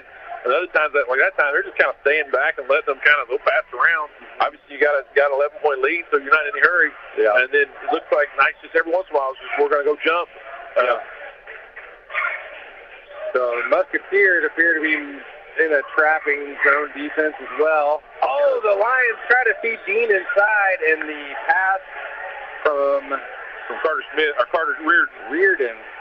That's one I'm as a coach. I don't love chest passes to the post. No. Let's make a bounce pass. It's just too many things can happen. He's not real far away from him. He kind of throws a bullet, and just Dean's not able to handle it. Brody Temple gets in the lane, finds Fowler on the wing for three. No good. Long rebound comes out to Carter Smith. Smith gets into the lane, finds Lindley. Lindley back to Smith. Smith for three from the corner. No good. It's a fight for the rebound. Braxton Dean ends up with it. He's going coast to coast. Under control and puts it home for two. 37-24, Lions on top. Eastern's had several chances. They had cut it to 8, had a chance, and then all of a sudden, again, Salem just able to answer the call and get right back to 13. Salem on top 37-24. That's going to be a foul there on, I didn't see who they called that on. That's going to be on Reardon, and he takes a break. Just kind of a body check there. Temple, a lot of contact, and he's going to finish on the inbound. Okay. He's fired up. It. Brody Temple. The basket and the foul. So he'll go to the line to try for three-point play. He's jacked up. And I think Coach Smith needed a timeout. Just got to reset a little bit here. So we got to score. We got to go. You can't be piddling around for that long. You got to go. So a full timeout will step aside. McRib fans, it's back. The iconic sandwich has returned to select McDonald's restaurants in the Louisville region for a limited time only. The McRib made its debut in the United States in 1981 as a limited-time item in the Kansas City area and quickly became a fan favorite, thanks to the unmistakable flavor of the seasoned boneless pork patty slathered in barbecue sauce and topped with slivered onions and tart dill pickles, all on a home-style bun. The McRib has become a seasonal sensation, captivating fans with its limited availability, sparking social media buzz and igniting a flurry of anticipation each time it makes its triumphant return to McDonald's. Fans can also order a McRib via the McDonald's app, where you can order ahead and pass the line with mobile order and pay. Plus, you can join My McDonald's Rewards to earn points on every order to redeem for free McDonald's food. At McDonald's, we're loving it. Back at the basketball game, it's Salem Lions 37, Eastern Musketeers 26. I believe that was Brody Temple, who just got the hoop and the arm there, 2 points, and he's at the free throw line now to first 2 points left. Salem looking to get into the championship game of the holiday tournament for the first time since 2019. Temple misses the free throw. That was nice, just working the glass. Not a great block out there by Hembry. Yep. Nice I guess play he goes there. by 2 names. I'm sorry. I keep saying that. I'm sorry. Romero Hembry. That's no problem whatsoever. But it's Albertson driving baseline. He's fouled on his way in. I think that's going to put Salem into the bonus, so he's going to go to the line for 2. A 34 to Lindley, whistled for the body contact. Then Albertson there to the line, going to shoot 2. Salem up by 11. First free throw is good. Sorry, now they said 10. I'm sorry, I can't add. I promise I teach math. Salem up 38-28, up by 10. The chance to go up 11. Second free throw is no good. Rebounded there by Bat. We got Temple bringing it up. Carter Smith out top. High ball screen there by Bat. Smith gets in the lane, finds Fowler in the corner for 3, no good. It's going to be Romero Hembry with the rebound. Again, they're looking to push a little bit. Finds Campbell up top. That's not Campbell, I'm sorry. That's Lloyd. That's all right. Campbell's got it. Yeah. Now it's over to Romero Hembry at the top of the key. Albertson has it, and he gets it over to Campbell. Lloyd in the corner. Nice flash there. Curl action from Shockey. Wide open dribble drive shot from Lloyd. No good. Shockey with the rebound putback in the air to the tips game. Paying off. I feel like Bat's doing a great job of blocking out, and that's it. Eastern just no block out. And again, Shockey just comes right to him. He makes a nice play. Shockey with a very athletic-looking move, catching the ball out of the air and then shooting it off the glass for a rebound putback. Smith got a little overexcited, makes kind of a one-handed shuffle pass and throws it out of bounds. We stay on basketball. Minute 38 to play. Again, on top by 12, 40-28. Eastern in that 1-2-2, kind of extending a little bit. Cross-court pass. This is skip pass over to Lloyd, and Shockey's got it now to Romero Hembry, driving and kicking, looking for Dean in the paint. Musketeers in a trapping zone. Now it's Albertson in the corner. Romero Hembry gets it back to him. It's Dean in the paint. He's got an angle, and he's able to score. He elevates really well there. Just, his temple's fully extended, and he gets, he's just too much. He's too high. Not much that the Temple's going to be able to do.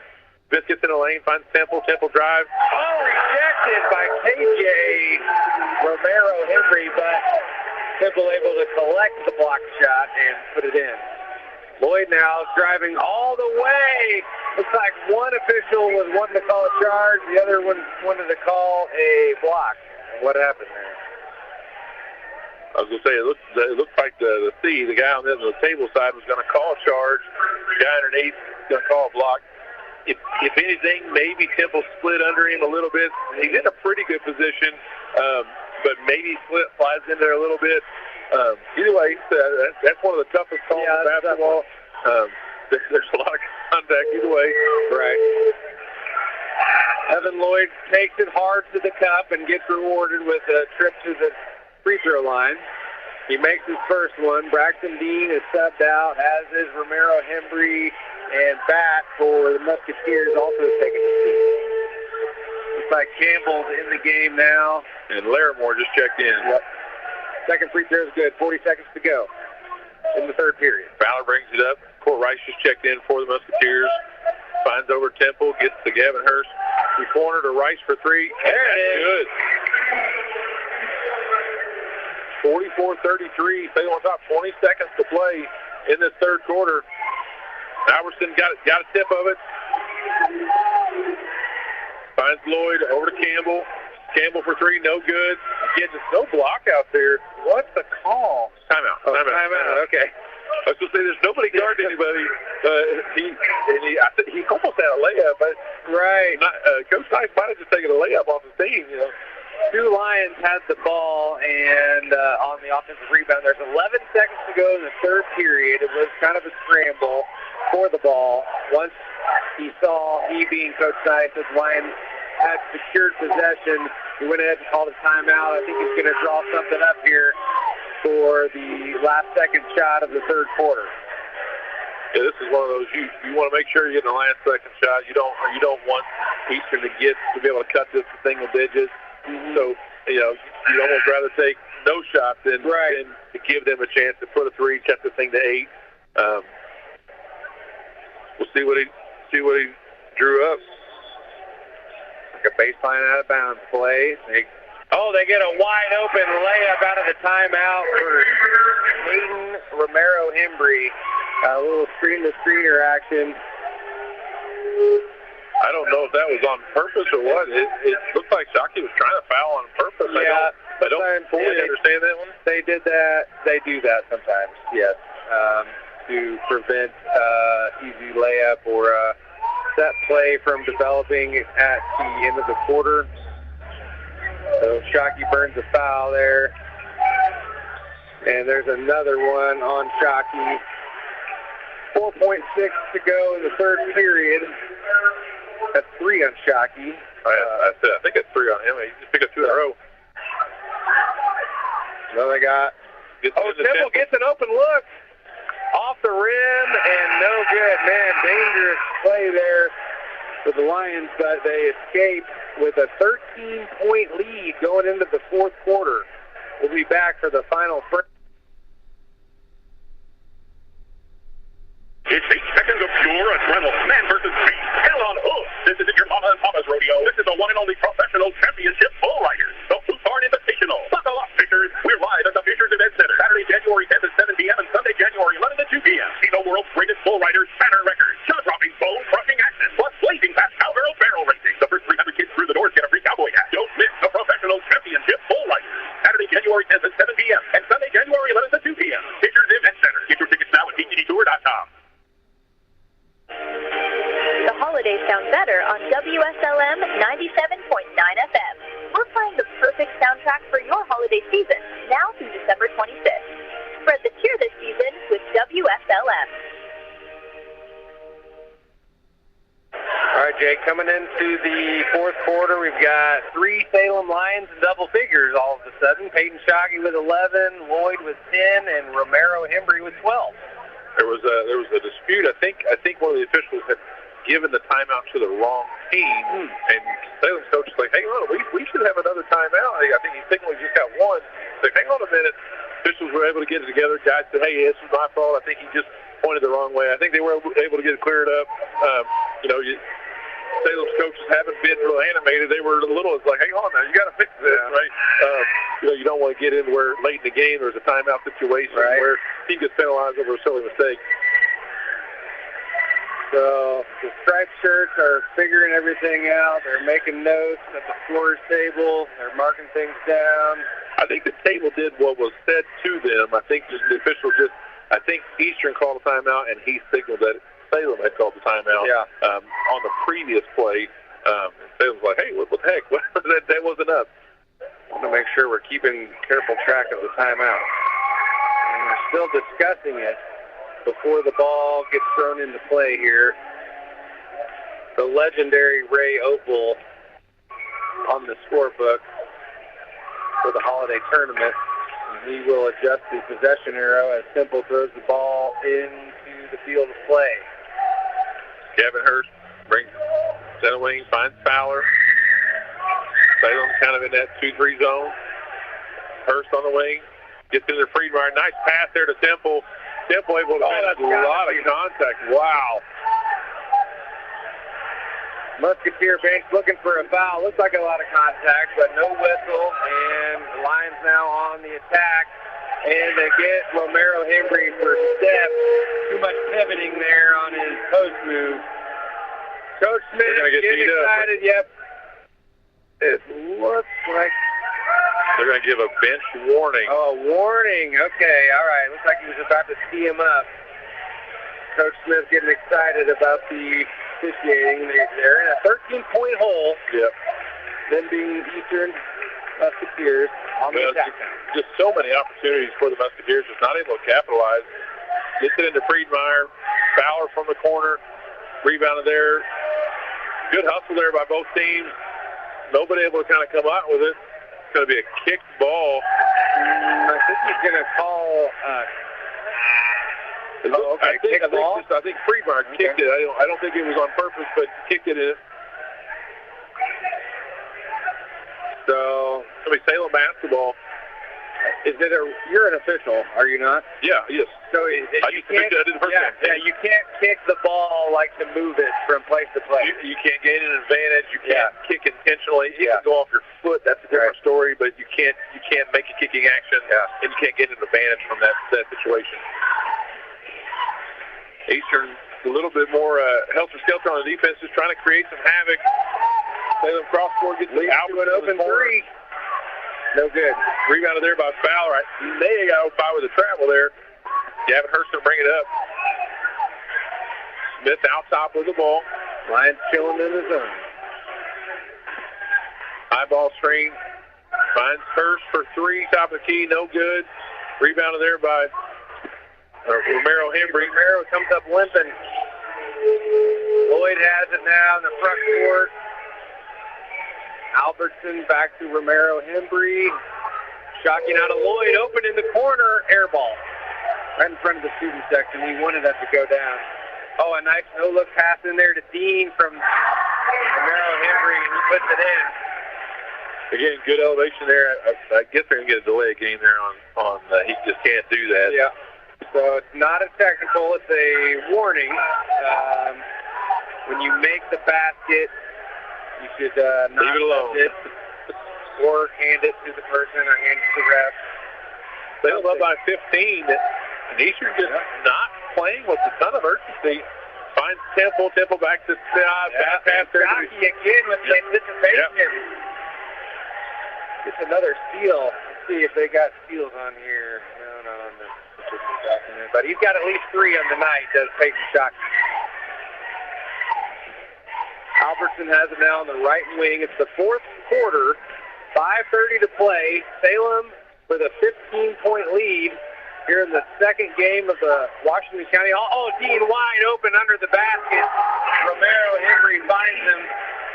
High-low action gives Dean 2 points. And he's got now 11 on the night. Is that a full timeout? It's full timeout.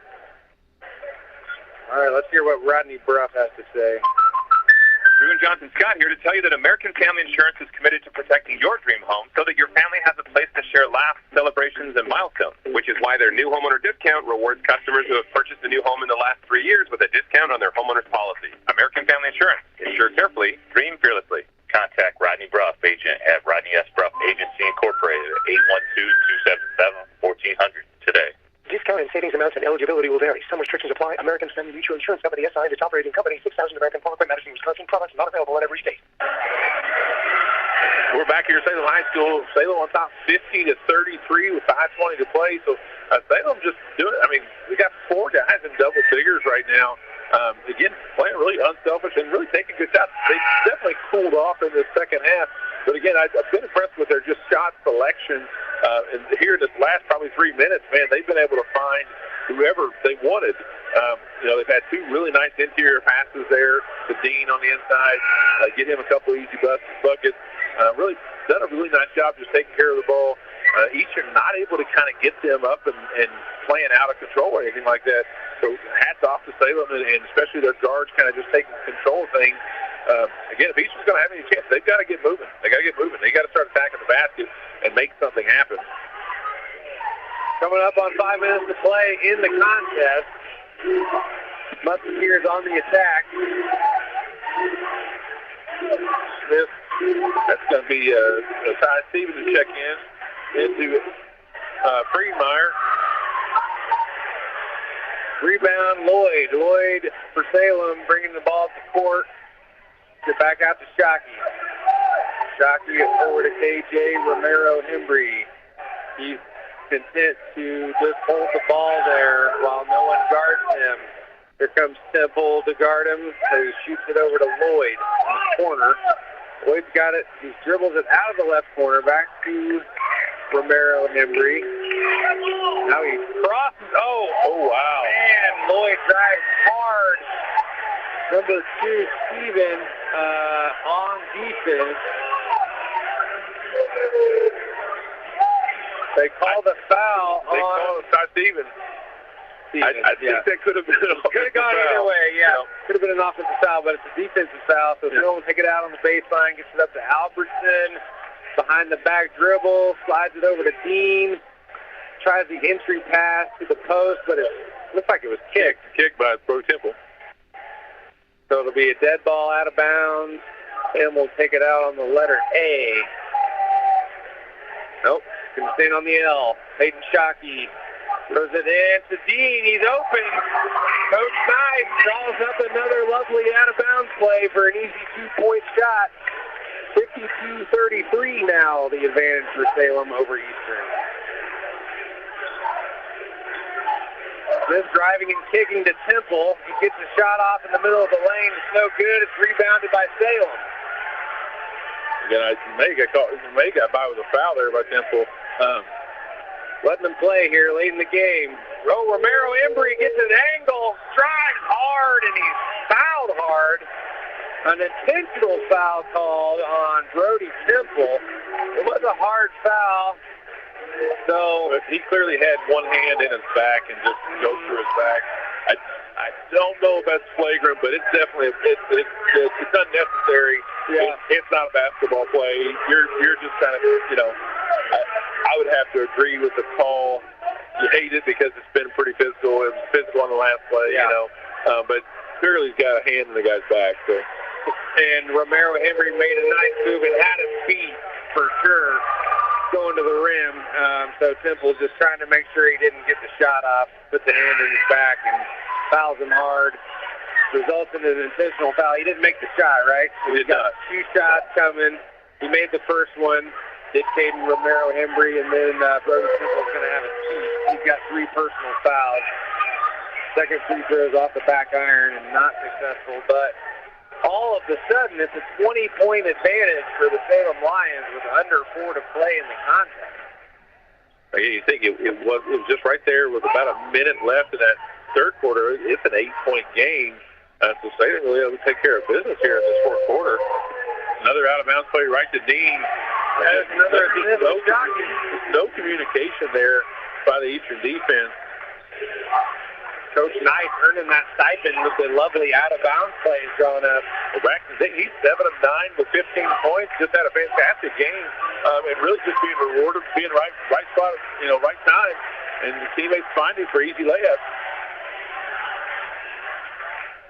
He's a steady presence. He had a tough outing the first game of the year against West Washington, early foul trouble. He hardly played any minutes at all. Smith tries to get in the lane, kicks out to Hurst. A lot of contact. They're going to get a foul there on. It's going to be on 11. That's going to be Lloyd. So it looks like Salem's going to end up playing West Washington tomorrow night for the championship.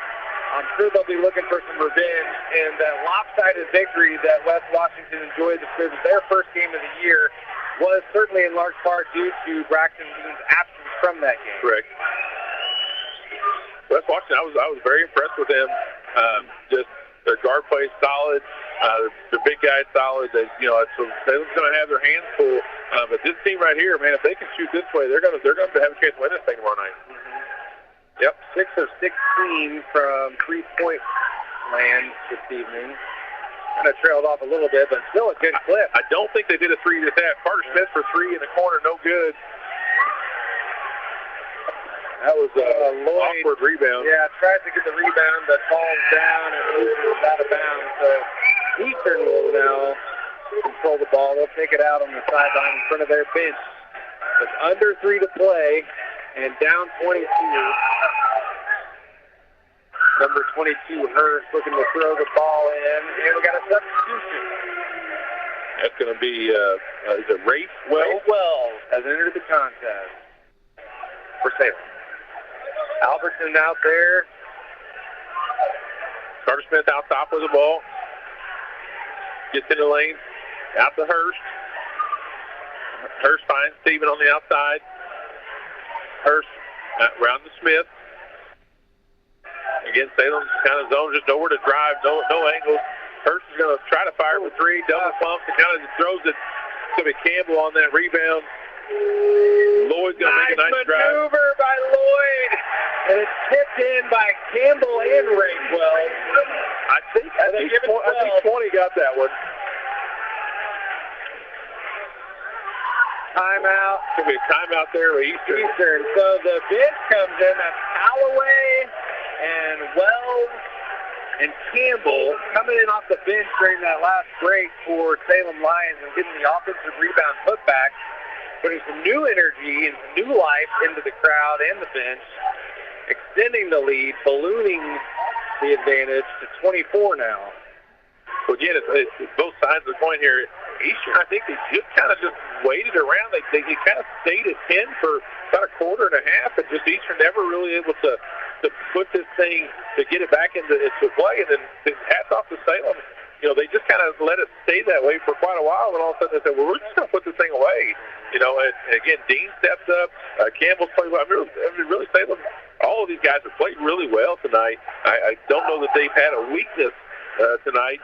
Maybe some silly turnovers, but again, really able to find the open man, being unselfish, taking great shots. Again, just shooting a high percentage. They're shooting over 50% on the night. They cooled off from three. That first half they were unconscious, so they came back to earth a little bit in this half. But again, they were able to put this thing out of reach. 24 points, 2:14 to play. You got to love the unselfish play from the Salem Lions. 14 assists on the night compared to 6 for the Musketeers. We've noted the ball movement on several possessions.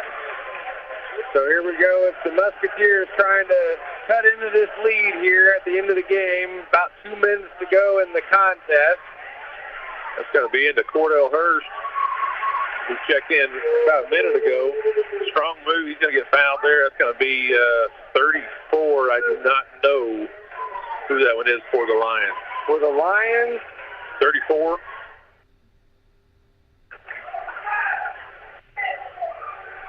Lewis, sorry. No, I don't know him either. He's not on this roster, he's not on the roster. He is a real person. I'm looking at him. Tim Lewis. He's committed a foul. He seems like a tall drink of water. He's got a sleeve on his left leg. First, second free throw is good. 57-35, just inside of 2 minutes to play. So Wells gets it over to Cooper. All right, now it's a three-point jump shot there by number 25, Link. From Salem, it's no good. Rebound, Musketeers going the other way. Steven out top. Gets out to Lindley. Lindley tries to get in the lane.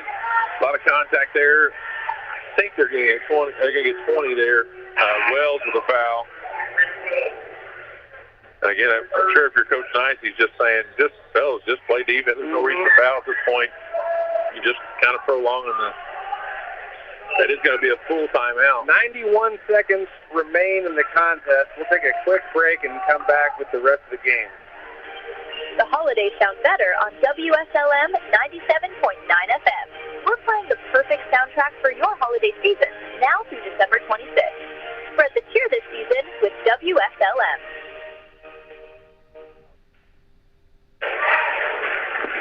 Looking at some of the numbers that they've got in front of us, I'm looking at the turnovers. It says Salem's down for 14. I wouldn't have guessed that they've had 14 turnovers tonight. They had some silly ones early, but it says Eastern for 12. So Eastern less turnovers, but that doesn't seem to be the feel of this game. It seems like Eastern's just been a little bit more sloppy, and maybe it's just been a little bit worse shot selection. So sometimes you see those bad shots. It's almost just like a turnover. Salem's shooting a much higher percentage shot. Maybe that's one thing to take away if you're Eastern tonight. But Salem really just taking care of business really all around. I was going to get back to the rebounding number right now. 32-19 on the glass for the Lions. I wasn't fully expecting that tonight. Yep, the Lions brought the energy tonight. They're going to tee up. They're going to get a technical on the bench. I do not know what was said. I think it was a player, but it's one of those bench personnel scenarios. Doesn't matter who said it. It wasn't against the coach. It didn't look like it. Looked like it was a player. Coming out of a timeout. It's not like they were arguing a call or anything. It had to have been a player saying you're terrible or you're something. It's going to have to be something like that, which is 100% you cannot do. There's a fine line between arguing a call and attacking the official. So Tate Calloway gets the opportunity to shoot some free throws. He makes one, misses one. Gives the Lions 58 points. Eastern's got 35. Again, there's 91 seconds to play. Rafe Wells now throws it in.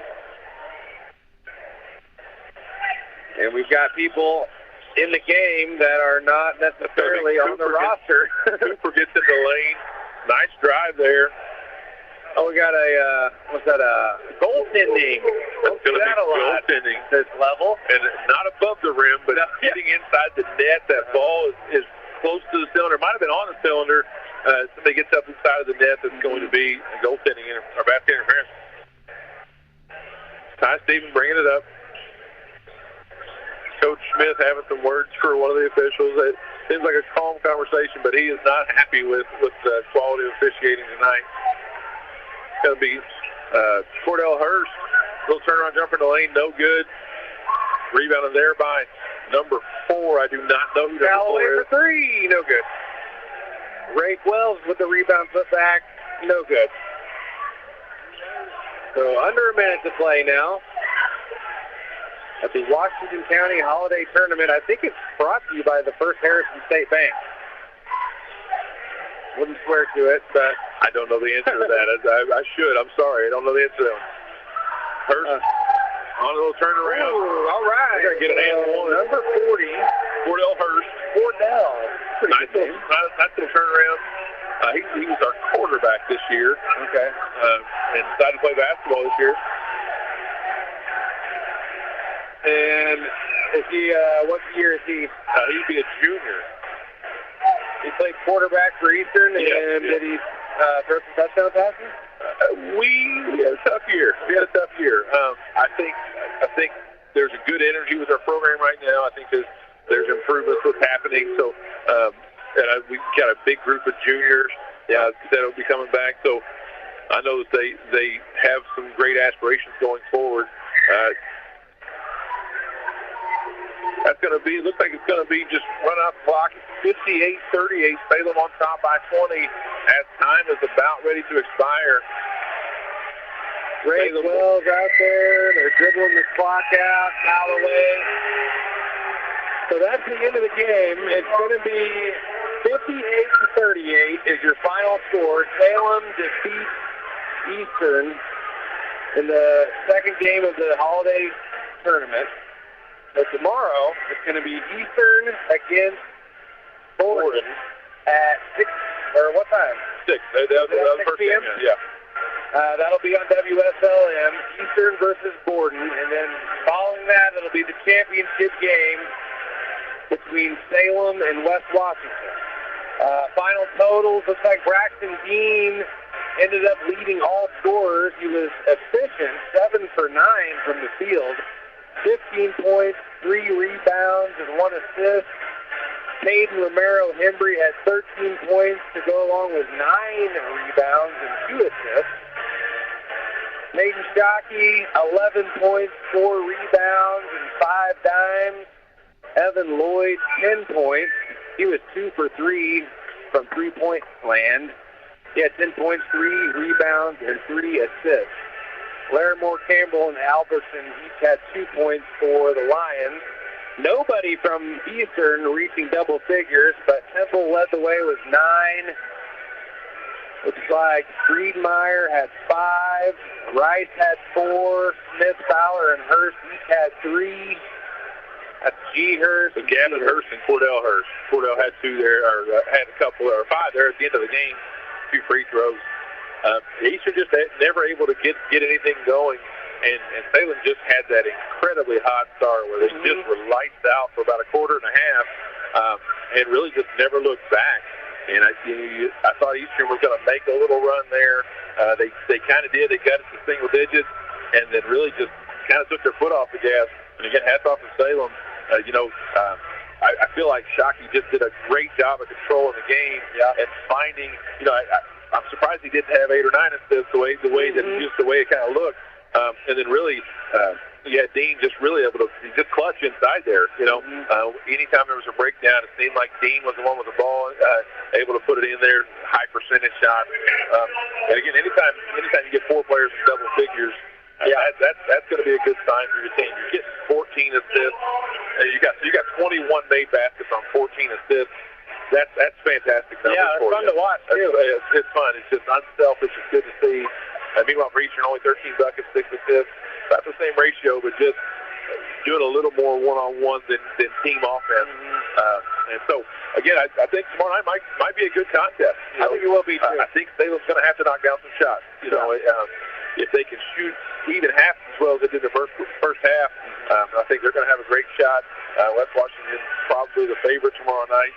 No offense, but just a little bit more experience.